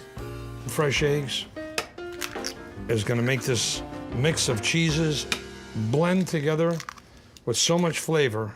The Boss builds this beauty from the meat sauce on up. We need our mixed cheese. This is gonna be one hell of a tower, I'll tell you that. Structural support comes from semolina pasta, providing a foundation for our fillings. Here we go to a little fresh tomato basil and let it drip down and make all the flavor come together. A little grated cheese. Here we go, right to Mama's oven. Midway through, the lasagna gets a mozzarella melt. Look at that now, come on. A Rosebud signature lasagna.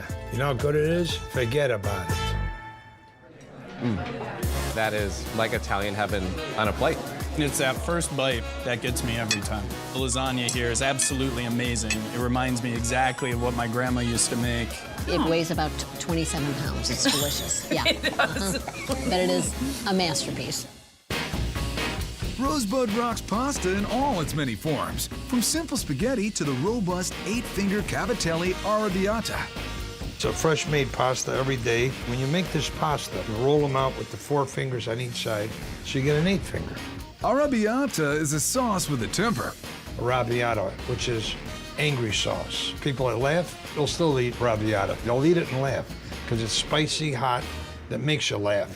The fat from pancetta and prosciutto moderates the wonderfully contentious flavors of garlic, jalapenos, and hot peppers. This is what makes it arrabbiata. The hotter, the spicier, the more flavor, but these peppers bring it to that level, the heat. Get a little angry in here. A double dose of tomatoes, crushed and paste, add the voice of reason. Paste will make it creamier, richer, and it brings all the tomatoes together. You can see this cooking right now as it's making a sauce. When you deglaze a pan like this, it just adds to the flavor. The sweet aroma of basil rising is followed by handfuls of our 8 fingers, then another tantrum. Here comes the real kicker to make you really mad and really angry. A little red pepper seed. Now that's mad. That's extra mad. Tell me that don't look good. Come on. 8-finger arrabbiata. This is what we call that's a nice. Very smooth and very spicy at the same time. Wow, it packs a punch. It's a true arrabbiata. You could taste the anger in it, just like my mom and grandmother would make. So the prosciutto really adds that extra layer of flavor that you're looking for. The smoky saltiness to it. It's really good. Pasta, it's nice and jelly, homemade. Can't go wrong with it. My happy dance when I eat this pasta. Pittsburgh's favorite pizza chain will definitely cover the spread of meat. Now, carnivores are happy.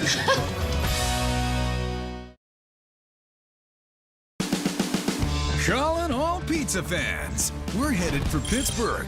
The Steel City's got a solid Italian heritage, and one family's recipes are the main link connecting a tiny chain of pizzerias to the original Slice on Broadway. This is the best place for pizza in Pittsburgh. When you get off the T, it smells like pizza. It's definitely that Pittsburgh feel where, yeah, it's an old house and they turned it into a restaurant. We're upstairs in the bedroom having dinner. You can't do that in every restaurant. That crafty conversion was the brainchild of owner Rico Lenardi, who also turned his family operation into a mini chain with 4 locations, including one at PNC Park, home of the Pittsburgh Pirates. It's his life. I was born and raised making pizza, came out of the hospital flipping a pie. This pizza prodigy's recipe for success is pretty simple. We stick to pizza salads and hoagies, stick true to what we know, use good ingredients, and put our heart into it. The pizza closest to his heart is a meaty monster with serious family ties, the Santino. The Santino, that's named after my 3-year-old son. First bite, it's like taking you back to a Sunday meal, pizza style. We're Italian, we like to do it and do it right. It's the closest thing to New York pizza you're gonna get. While customers are eating in the bedroom, Rico's warming up in the kitchen. Play ball. To make our homemade meatballs, we have our ground beef, which is an 80-20 mix, ground pork and ground veal. That 3-meat combo meets up with grated Romano, a grip of fresh garlic, eggs, and Italian parsley. The recipe was from my grandmother. My dad and her used to make them together, and it did get passed on from generation to generation. They're very packed with flavor. It will swing you right back to your grandma's house on a Sunday afternoon. Here's another secret from Grandma. Rico grabs a bowl of salad croutons, soaks them in milk, and mashes them into a paste. If you have a nice balance between meat and bread, it creates a softer meatball. It's just one of the tiny details that makes Slice on Broadway special. Anything that you can make homemade brings another level to the experience. A little olive oil and those meatballs are ready for the oven, and the dough is ready for stretching. If you're adventurous, you can toss it. I was never good at sports, so we'll just keep it down low for us. Rico sauces the dough with house-made marinara, then it's a blend of mozzarella and provolone, sliced pepperoni, and a surge of spicy sausage. We grind it up. That way, you get a little taste of sausage in every bite. Ding! Meatballs are ready! After they cool, Rico crumbles them by hand and showers them coast to coast. The last stroke, dollops of creamy ricotta. The cooks, it's gonna kind of meld into all the meatballs and keep everything together. A quick 7 minutes in the oven, and that pie is cut into an 8-slice wonder of the world. And there it is, the Santino, a true slice of life. Jeez, got 2 hands. The best part of the Santino is the homemade meatballs, for sure. It's nice, rich flavor on there. I come from an Italian family. It tastes like how my family would make meatballs. Great sausage. You taste a little bit of fennel. It's not super spicy, but it's got great flavor. The carnivores are happy. The carnivores are happy. They're gonna be ecstatic when they sink their teeth into Rico's cheesesteak pizza. It's a beautiful cross between a cheesesteak hoagie and a pizza. Since we're so close to Philly, we thought we'd give one to them. No marinara for this Philly phenom, just a simple dusting of garlic and herbs and drizzles of olive oil. Every Italian loves olive oil. I think I was baptized in it. It helps explode the flavors of the garlic, creates a little sauce as it's cooking in the oven. That house blend of mozz and provolone is a solid foundation for Rico's oven-roasted sirloin. And what's a cheesesteak without ample mushrooms and onions? He slices them paper thin. Our nice sliced red onions. When they bake in the oven, they'll still release that nice sweet flavor, but get a little crispy as well. Enter the colors of Italy. Fresh, chopped green peppers combined with marinated roasted red peppers. The pie spends 7 minutes in heaven, where it's kissed by the pizza gods.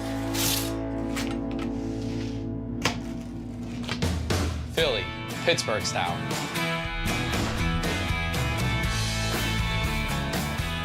Definitely the best of both worlds. The cheesesteak on the pizza is really unique. It's just really delicious.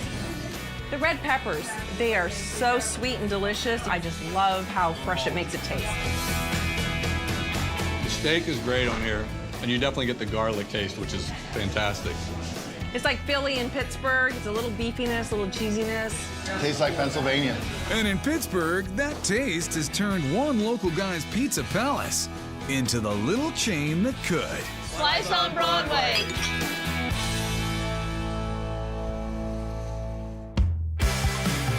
The mightiest oak starts with an acorn, and these local gems may just become tomorrow's national treasures. Sweet Home Chicago! Dive headfirst into the finest foods of the friendly confines of Wrigley Field. That is awesome. This is a home run you don't have to throw back. Dig into the meatiest, bang, most delicious deep dish on the South Side. The meat lover's dream pizza. This just tastes like the South Side.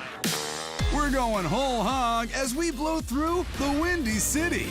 We're a steak town, we're a burger town, we're everything kind of town. Check that out, baby. Ultimate comfort food. I can eat a dangerous amount of that if unsupervised. Welcome to the meat and potatoes food paradise we like to call Sweet Home Chicago. Woo.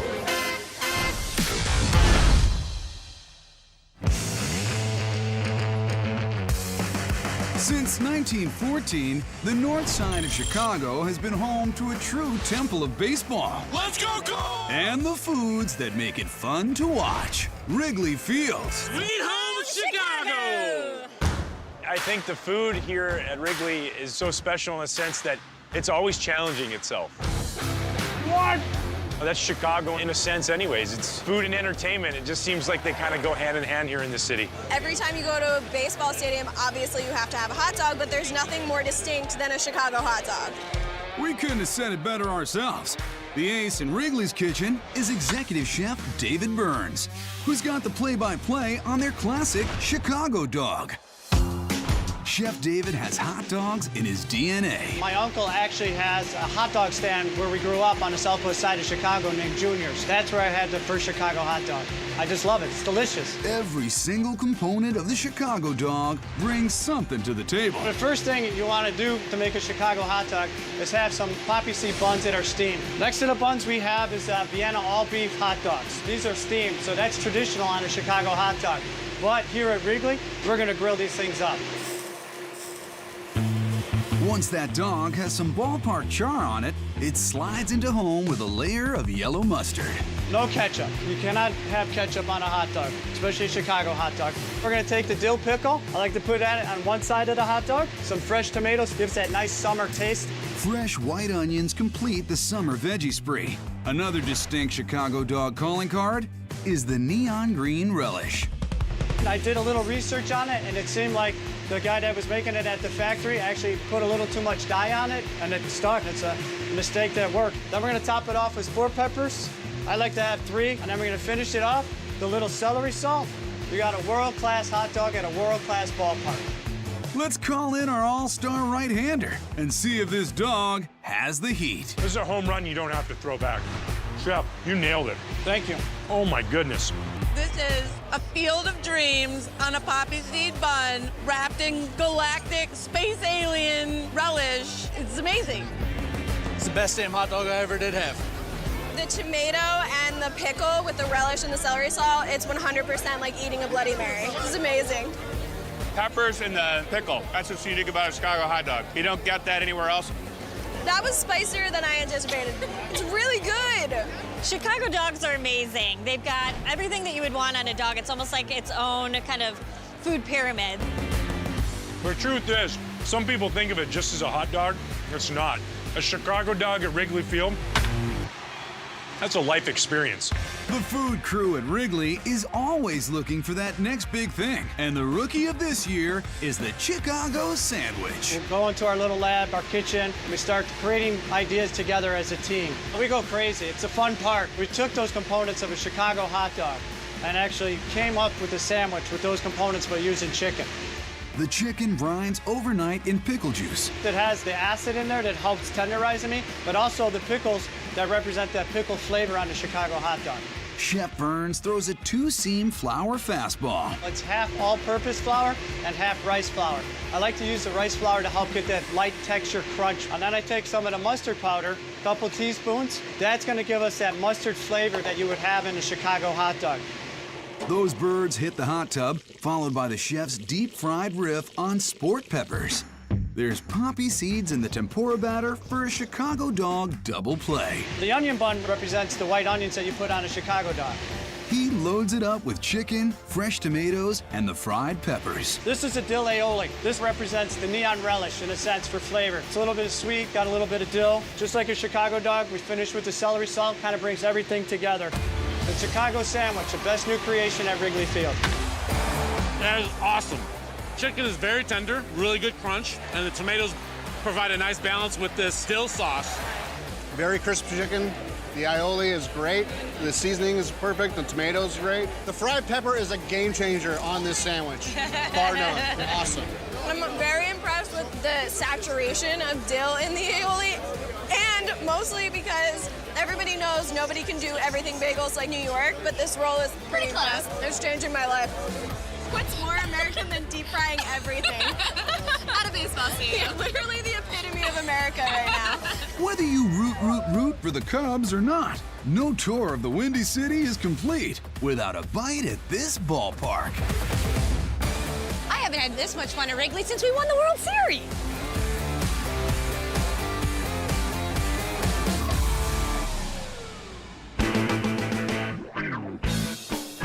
Let's head to the south side of town and the village of Alsip and dive into what Chicago does best, deep dish pizza.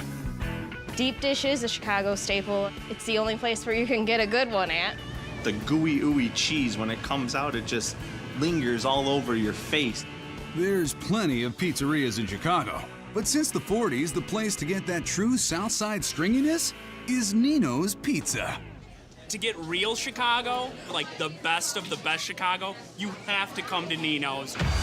The original was opened on Michigan Avenue by Nino Favero, but his family and his empire expanded to just south of the city limits. We are the third generation.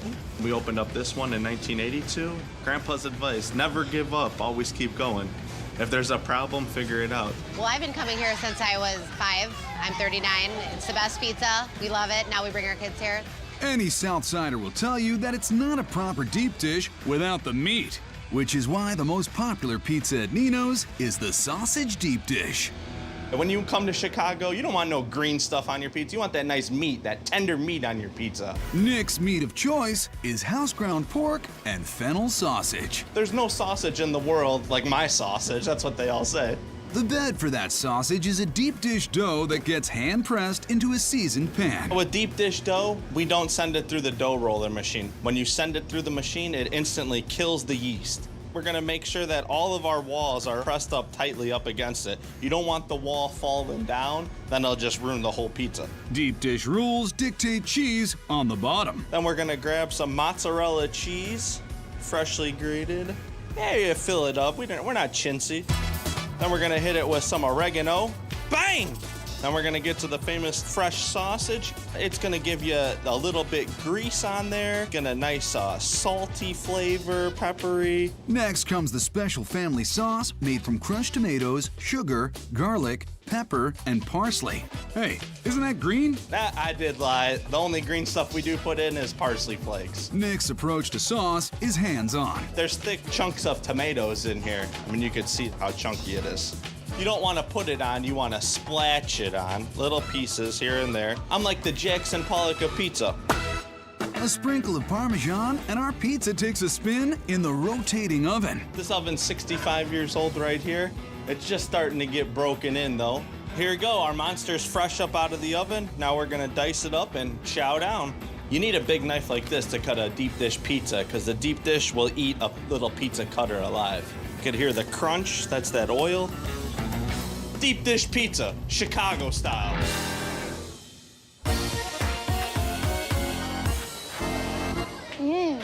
It's mouth-wateringly delicious. It's almost like eating a lasagna, but it's pizza. The sauce is by far the best. And then you got the cheese, which is just melts in your mouth good. Sweet sauce. The sausage is perfectly cooked, loaded with cheese.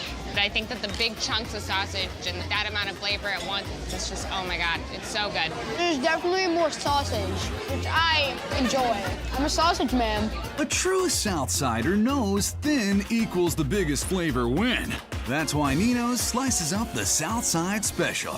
Most people do think of deep dish. However, if you're a regular and you're a native of Chicago, you know you're getting thin crust. This stacked thin crust is stretched to perfection. This is gonna be like a thin, like a cracker that you're eating it off of. Nice. No chunky sauce here, only silky smooth tomato. You wanna get all the way out to your edges, leave it about a 1/4 inch, and you come over here to your Parmesan cheese. Every piece has gotta taste the same.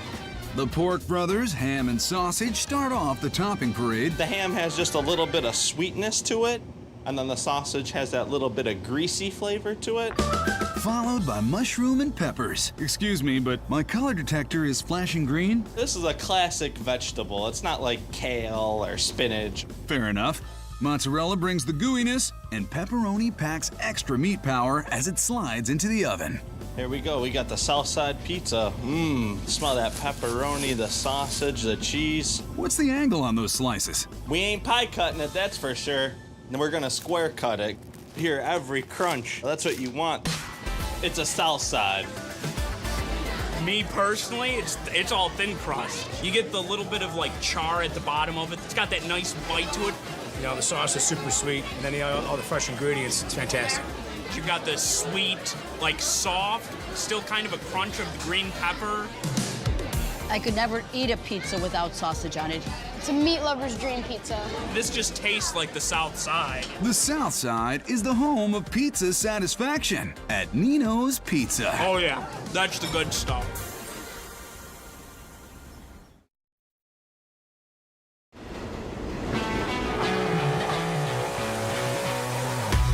When you're traveling around Chicago's Logan Square neighborhood, you'll find everyone's home sweet home is the Rattler. We've lost so many other places in Chicago where you could get handcrafted dogs, and you can get it here with great beer. Look at the size of that! Size and history matters a lot to owner Adam Hebert, whose own history inspired the place. The name Rattler means bicyclist in German. My great-great-grandfather came over from Germany in the late 1800s, and he made different bicycle parts, and he was good friends growing up with a guy named Ina Schwinn, which might ring a bell as Schwinn Bicycles. Schwinn came to visit and loved Chicago so much he stayed to open a factory. And that family history cycles through the restaurant, from the decor to the food. Like this retooled classic, the bacon and cheddar brat. Our goal was to take what has made German food, but have more fun, dynamic toppings that kind of meet what's local and keep it tasty. Now, what's the big deal with beer cheese? Beer cheese, as you know, has beer in it, and it is also cheese. You can't really improve on it. Chef Sean is going to try anyway, starting with a German-style beer called a Helles. It's a light lager, very drinkable, crushable, as we like to call it. He manages to get some beer in the pot along with heavy cream and a trio of cheeses, American, cheddar, and pepper jack. We really want it to be sort of a tight consistency so that when it's warm, it still doesn't like run all over the bun. The rule of threes also applies to Sean's spices. We've got some porcini mushroom powder, black pepper, and some mustard seed, which kind of gives it a little umph. A ride in the blender gives it smoothness. And we are 2/3 of the way home. Here's my beer, here's my cheese. All I need is a brat. A bacon cheddar brat is made fresh in-house and grilled over an open flame. We really want to make sure we get that nice crust on the outside. We grill all 4 sides of the sausage. You got to find a way to balance that curvy side on the grill because they all got to get grilled. The 4-sided sausage settles into a fresh bun, and here comes its bride. We're just gonna kind of drizzle that guy on. I always say you can never have enough cheese. Pickled onions and crumbled bacon make this sausage scary good. Don't fear the worst. Most of the time I would say there's never enough cheese. It's beer cheese. Boom, you nailed it. But I think this is the perfect amount. And bacon, who doesn't love bacon? It has this wonderful texture to it that is the perfect Chicago food. And the pickled onions really brings that balance to the sausage so you can eat bite after bite after bite, and it is good every time. This is what a brunch should be. Then there's the most important meal of the end of the day, the Radler's breakfast for dinner. We had breakfast sausage we were making for breakfast. By the end of brunch, we kind of just ended up in a position where, dude, why can't you have breakfast sausage all day, every day? So, breakfast for dinner. Featuring Adam's signature breakfast mayo. Regular mayo is boring, so we had to kind of bump it up. We make ours with bacon. And other breakfast table staples like brown sugar and OJ. We do the orange juice because it brings this nice little like good morning kind of sweetness. It's all about layering textures, flavors, and aromas. And that smooth texture really rounds out the whole bite. Maple syrup's another shot of sunrise mixed directly into the sausage, which promises to wake the whole house. You can smell it smoking and charring and all that sugar getting right. It's time to rock and roll. Did he say roll? There it is. And there's that mayo. Nice and thick and chunky. Now that we have our main meaty components, it's time to add some shoestring potatoes here. We're gonna add a little color and a little aroma with some fresh dill and parsley. The perfect meal for the crack of dusk. And for those who can't get out of bed before 3, breakfast for dinner. You've got a well-balanced breakfast for dinner here. You've got the salty potatoes, you got the sweet, it's great. It's surprisingly herbal, the actual sausage in there. You can't go wrong with mayo. It's basically the eggs that you normally get for breakfast, but in a way that actually goes with a sausage. The reason it's good to drink beer with is because everything is good to drink beer with. Morning, noon, and night at the Radler, where you're always home, even when you're out.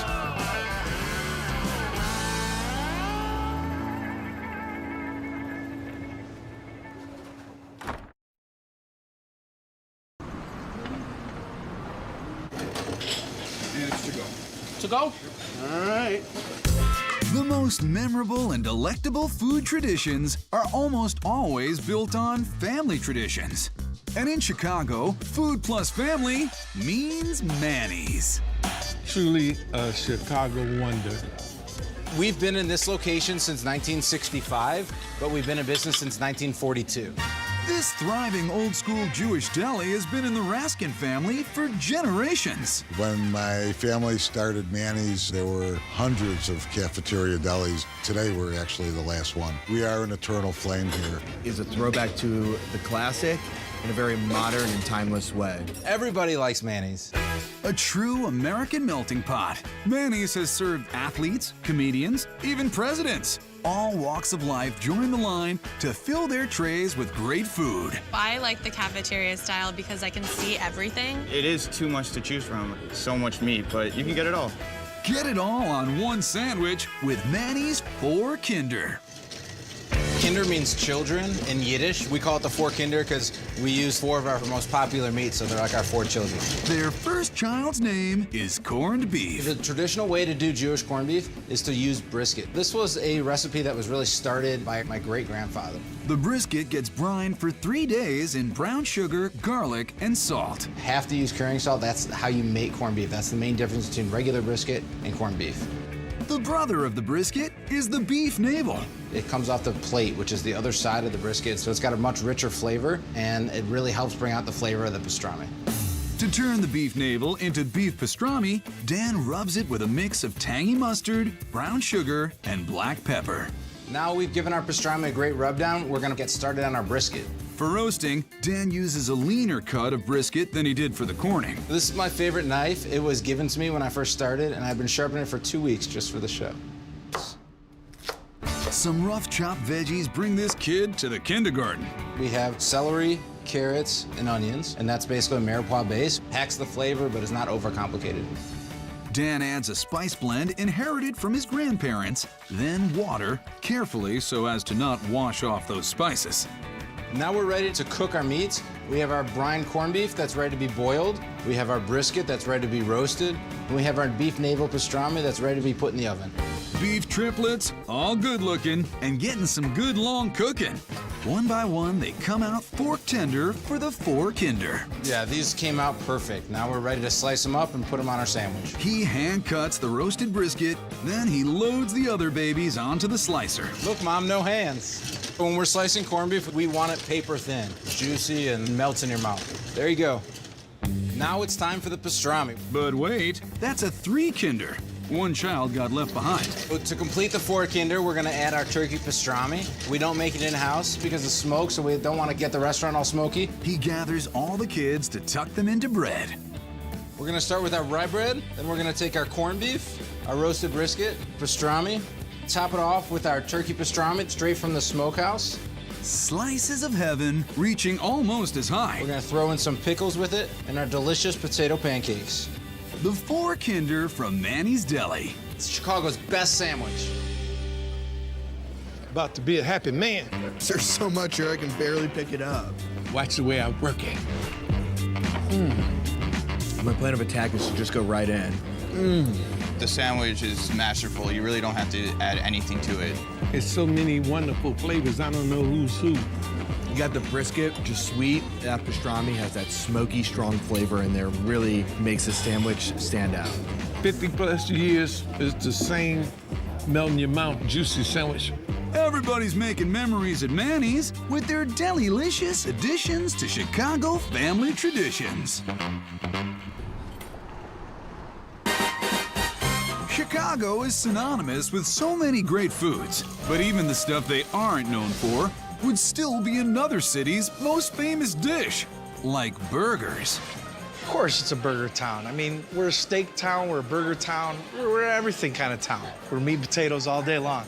In the Gold Coast neighborhood, downstairs at Maple and Ash, 8 Bar brings unexpected elegance to the usual burger grind. I think most people end up overthinking the burger. For us, we keep it simple. Awesome meat, cheese, and a bun that rocks. Imagine if your favorite fast food burger got freshened up and totally chefed out. That's the Mac Daddy magic behind the downstairs burger. That first bite is gonna make you wondering how good your second bite's gonna be. The Big Burger secret is this weapons-grade flavor agent called beef butter. The beauty of the beef butter is that it's more or less a stock in a pan sauce emulsified into butter. We have a little bit of thyme, garlic, red wine, and reduced beef stock. Ah, that is some beefy, buttery, wine-infused goodness right there. And I'd err on the side of being a little bit too generous. And that caramelizing and browning is something that we're looking for. Then we go right into the patties. Those are made with quality dry-aged beef extras they get from the steakhouse upstairs. Danny does onions 2 ways. One is gonna go on the burger raw, and it gets flipped and it caramelizes, and then we'll put some fresh raw ones on the burger to finish. Smelling good. It's a little dry-aged meat facial over here. Both sides of a seeded milk roll get browned, and pure Wisconsin cheddar melts on top of more beef butter. Better start getting dressed. So a little bit of the Dijon aioli, now a little bit of the raw onion, and some thinly shaved pickles. Paired with some garlic parm fries, and Chicago wins again. Here's to a new classic, the downstairs burger. The burger and the pickles and the special sauce and the onions are so thin. It's so good. It is so good. Best burger in Chicago. You need this. Oh no, you gotta go double-fisted. The beef stands out, it's just flawless. Then the cheese hits you, then a little bit of that aioli hits you. It's just amazing. The onions just really melt into the cheese and it gives a nice flavor to the whole burger itself. Everything combines to make the perfect bite in a perfect burger in a perfect city. This right here, this is why Chicago is a burger town. Putting a jaunty Latin remix on the meatball parm is 8 Bar's gooeyest achievement, the spicy meatball fundito. One of the keys to making great meatballs is the panade. It's a mixture of bread, milk, and eggs. I like to use day-old bread. It helps maintain the moisture. While that sets a smell, Danny adds ricotta, parmesan, black pepper, and red pepper. Oh, it's a spicy meatball. Rather than the volleyball-sized meatballs you get at some places, Danny prefers something more in the gumball range. For us, we like to do nice little small balls. You get a lot of them. No one's gonna be complaining having a few more balls on their plate. And everybody gets a meatball with every bite. Those are cooked in cast iron casseroles with tangy marinara and a ton of Chihuahua cheese. Chihuahua cheese is like mozzarella cheese. It's creamy, it's stringy, it melts really good, and caramelizes even better. And trust me, he knows cheese. This looks like a big mistake, but I promise it comes out good. He'll drape that crispy cheese lid over the top of his fundito. First, some tangy pop. Jardiniere is a spicy pickled vegetable that we love here in Chicago. I personally love this stuff, so I'm gonna be generous. All right, here we go. The moment of truth. Oh my God. Doesn't that look awesome? Best of both worlds. Melty, gooey cheese, crunchy, caramelized cheese. Serve it with fresh basil and homemade tortillas. A little Italian, a little Mexican, but all Chicago. I love the burnt, crusty cheese on the top. You gotta poke through it to get through to the marinara and the cheese and the meatballs. It's just perfect bite. I can definitely taste the jardiniere, the spiciness of the meatballs. The meat is just so juicy, and the marinara sauce is like outstanding. The fundito is crisp and covered, and the amount of cheese is just overwhelming almost. With the jardiniere, the freshness of the peppers, onion, and all over cheese. It's indulgent, it's flavorful. The best thing about it is the cheese. For someone who loves cheese very much, this is perfect. In Chicago, you can never be too hungry for dinner at 8. 8 bar, that is. Chicago. Chicago.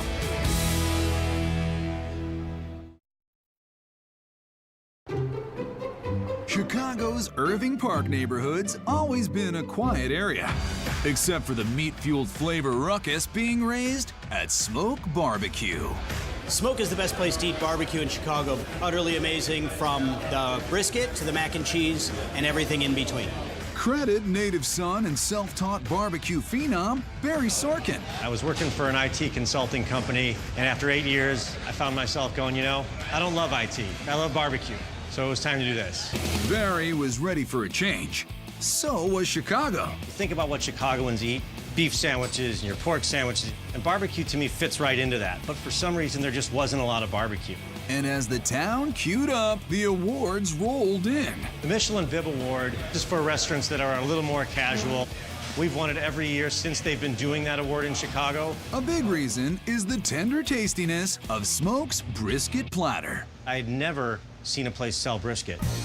Our first day, I think we cooked 3 briskets just to see if anybody was interested in them, and we were sold out in like an hour. Now, everyone in Chi-Town loves brisket, and Barry has to keep up with major demand. This may look like a big piece of meat, but when this comes out of the smoker, it's gonna be about half this size. This will feed about 10 people. It gets seasoned with Barry's blend of 13 spices, including a pucker-making sour salt. If you taste this rub now, it's really strong and really pungent. In fact, you probably wouldn't think to put it on your food. But 14 hours later, everything kind of mellows, it mixes with the juices in the meat, and it creates something that's special. While the brisket embarks on its 14-hour smoke, Barry reveals the secret of his very own magic beans. A lot of people would just use ketchup in their beans, but we have a lot of barbecue sauce, and it's got so much more flavor than ketchup that we would rather add that. Then Barry reveals secret number 2. I like to put them in the smoker underneath a rack of ribs, because as they both cook, those ribs are going to drip into the beans and give them even more flavor. Just like the sharp cheddar mixed into the mac and cheese that gets baked to gooey greatness, or the serious bark smoked onto that brisket. Now's the fun part. We get to taste it. It doesn't get better.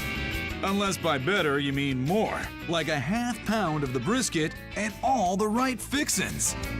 Sweet Home Chicago has got the smoke. Whoa. Woo. The meat is very tender, very juicy. Everything is just awesome. Smoked brisket tastes so good, and literally you could put it on your tongue and it feels like it's gonna melt. I don't don't know how long they smoked this for, but it is packed with flavor, falling apart in an absolutely perfect way. Delicious. The smoked beans are truly one of the world's great pleasures. Outstanding. That is a phenomenal mac and cheese. That is good. Line? It's fluffy, it's cheesy, it's light. Cheese-tastic.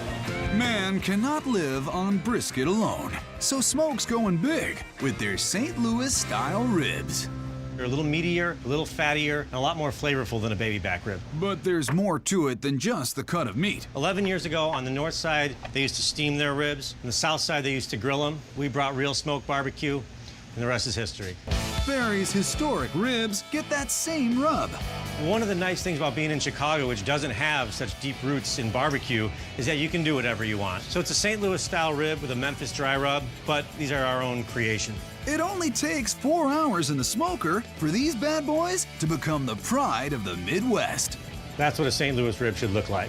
You got meat that holds its shape, but is tender and comes off the bone clean. Stacked high and dry with just a little side of sauce. Ribs don't get any better than this, Chicago style.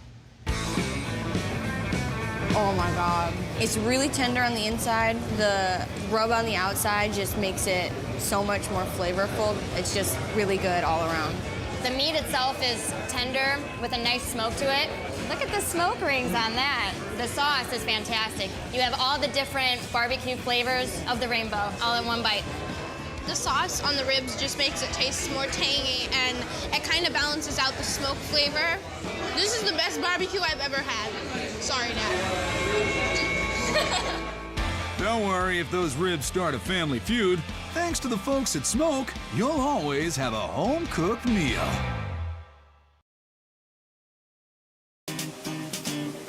Lately, Latin culture has had an exciting influence on weaving the colorful fabric that is Chicago, especially when it comes to food.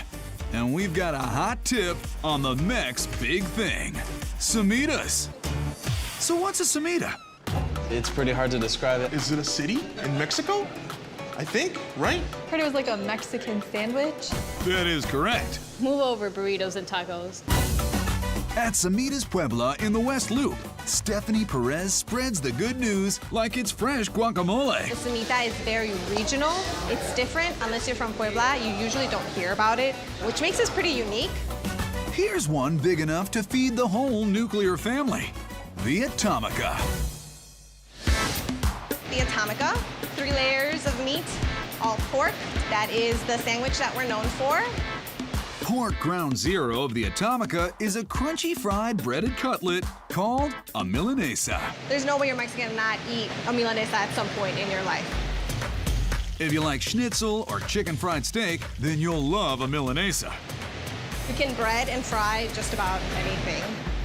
The second kind of pork is more of that thin sliced loin, but this time marinated in a smoky, spicy red enchilada sauce. The ingredients that we have to make the marinade is our chile guajillo, which is the most important flavor. It's the thing that gives it its rich, dark color. Along with Roma tomatoes, apple cider vinegar, bay leaf, and other spices. All those flavors lock in on the grill. And finally, a friendly fist bump to the immigrants who helped settle this area, Polish ham. Just our take on adding a little Chicago to it. It gives it a nice saltiness to the richness of the enchilada and the milanesa. Of course, with the semita, the bread is half the game. Softer than a torta roll, crispier than a brioche, and oh so tasty. So lay them out, then we use our avocado and spread it all a nice thick layer. Then our chipotle sauce, we just do a nice little circle around. Obviously, the more chipotle sauce, the more heat it is. 4 half slices of the Polish ham, the carne enchilada, and then our milanesa. Then we layer it off with our Oaxaca cheese, like a shredded mozzarella. It has a really nice stringy texture to it. Let's drop this bomb. Es la mejor semita en Chicago. Prueba la Atomica. Check that out, baby. Here we go. No talking now, just eating. It's It's really cool that there's 3 styles of pork in there and they're all different textures. It's like a party in your mouth, honestly. I don't even know what's going on in there. The Oaxaca cheese really just hugs the sandwich, like in a very special kind of like, this is my sandwich kind of way. The bread is the best part. It's so good. I know it's made inside in the bakery fresh every morning, so that must have something to do with it. Stephanie's been honing her cooking skills from a very young age. As a Mexican, you're in the kitchen so you can start holding a knife, especially during the holidays when like all of the women in my family, and we're gonna make tamales, pozole, which is labor intensive, and you just kind of learn to pick it up and you get used to the kitchen. Can't decide what to order? Get a savory sampler. The Semita's Flight. Now, which meat is your favorite, Steph? It's like choosing between your 3 kids. You love them all, but you usually do have a preference towards one. Mine is definitely carne asada. Good choice. This is your classic carne asada. It's a nice lean cut of steak. We take off all the fat and then we grill it off. And then this is just gonna turn a dark, rich brown. It looks good, it looks like steak, and I love steak, so this is gonna be good. The state of Puebla has a big Lebanese population, and they brought with them meat number 2, carne arabe, or Arab style. The arabe meat is a pork loin. Definitely the vinegar and the parsley and the cumin that we add is the flavors that come out the most. It's by far the most original flavored meat that we have. It really gives it a kick to the meat. It's what makes it very different. That big rotating meat stack wearing the pineapple hat? That's good old al pastor. Meat number 3. Your traditional al pastor that you find just about in any street vendor in Mexico. We let it sit on the spit rotating 13 hours. It's a very slow cook. That way all of the juices get soaked up. Then we slice it down and serve it up. Stephanie gets our 3 slider amigos built pronto. You definitely need these. Because you're once, twice, 3 times Semitas. Oh, I don't know which one to do first. That's awesome. How's that arabe treating you? It's so good. It's got more of a lighter feel than the carne asada. Any thoughts on the al pastor? It's kind of like if you were gonna make an avocado toast into a pork belly slider. That is a great description. Pat myself on the pork shoulder. Tacos and burritos will always be there, Chicago. Next lunch, why not go for something a little more adventurous?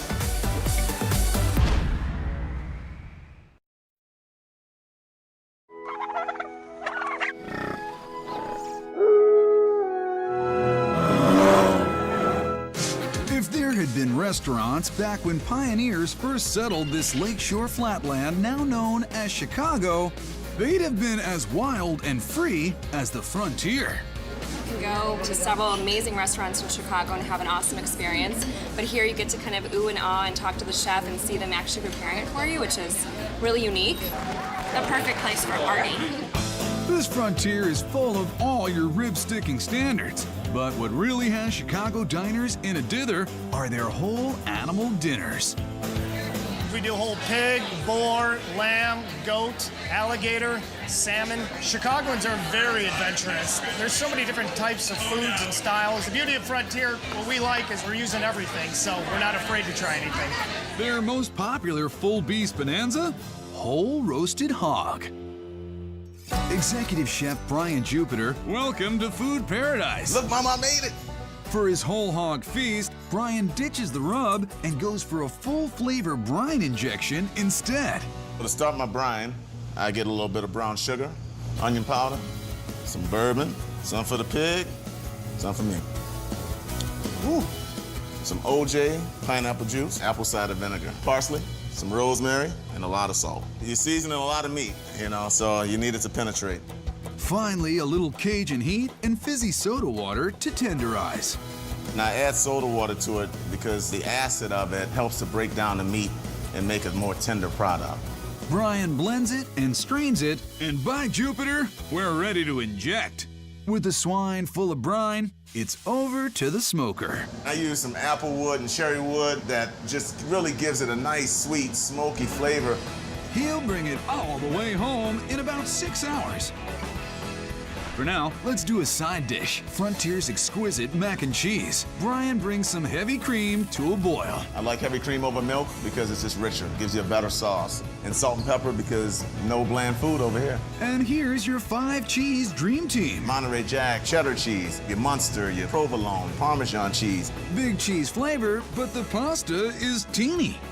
Rotini. Because it just lets all that cheese and that good gooiness get locked in to each and every piece of the pasta. On goes extra cheese, and it bakes in the same skillet it was made in. This is not your ordinary mac and cheese. Pair that mac with the sweet smoky roast, and you've got a party on your hands. That is so cool. Everyone gets a little bit of everything as Chef Jupe carves out all the cuts. Slices of roast pork, piles of pulled pork, pork ribs, pork chops, pork out. Succulent, very flavorful. You know, and it's nice to have each cut of meat on one plate. Tender, it's juicy, smoky, super impressed. I got some ribs. They're really moist and juicy, tender, and I love it. You can definitely tell they smoked this. It's got a lot of garlic in it, but it really lets the meat shine through. It's not overpowering. He's a happy man.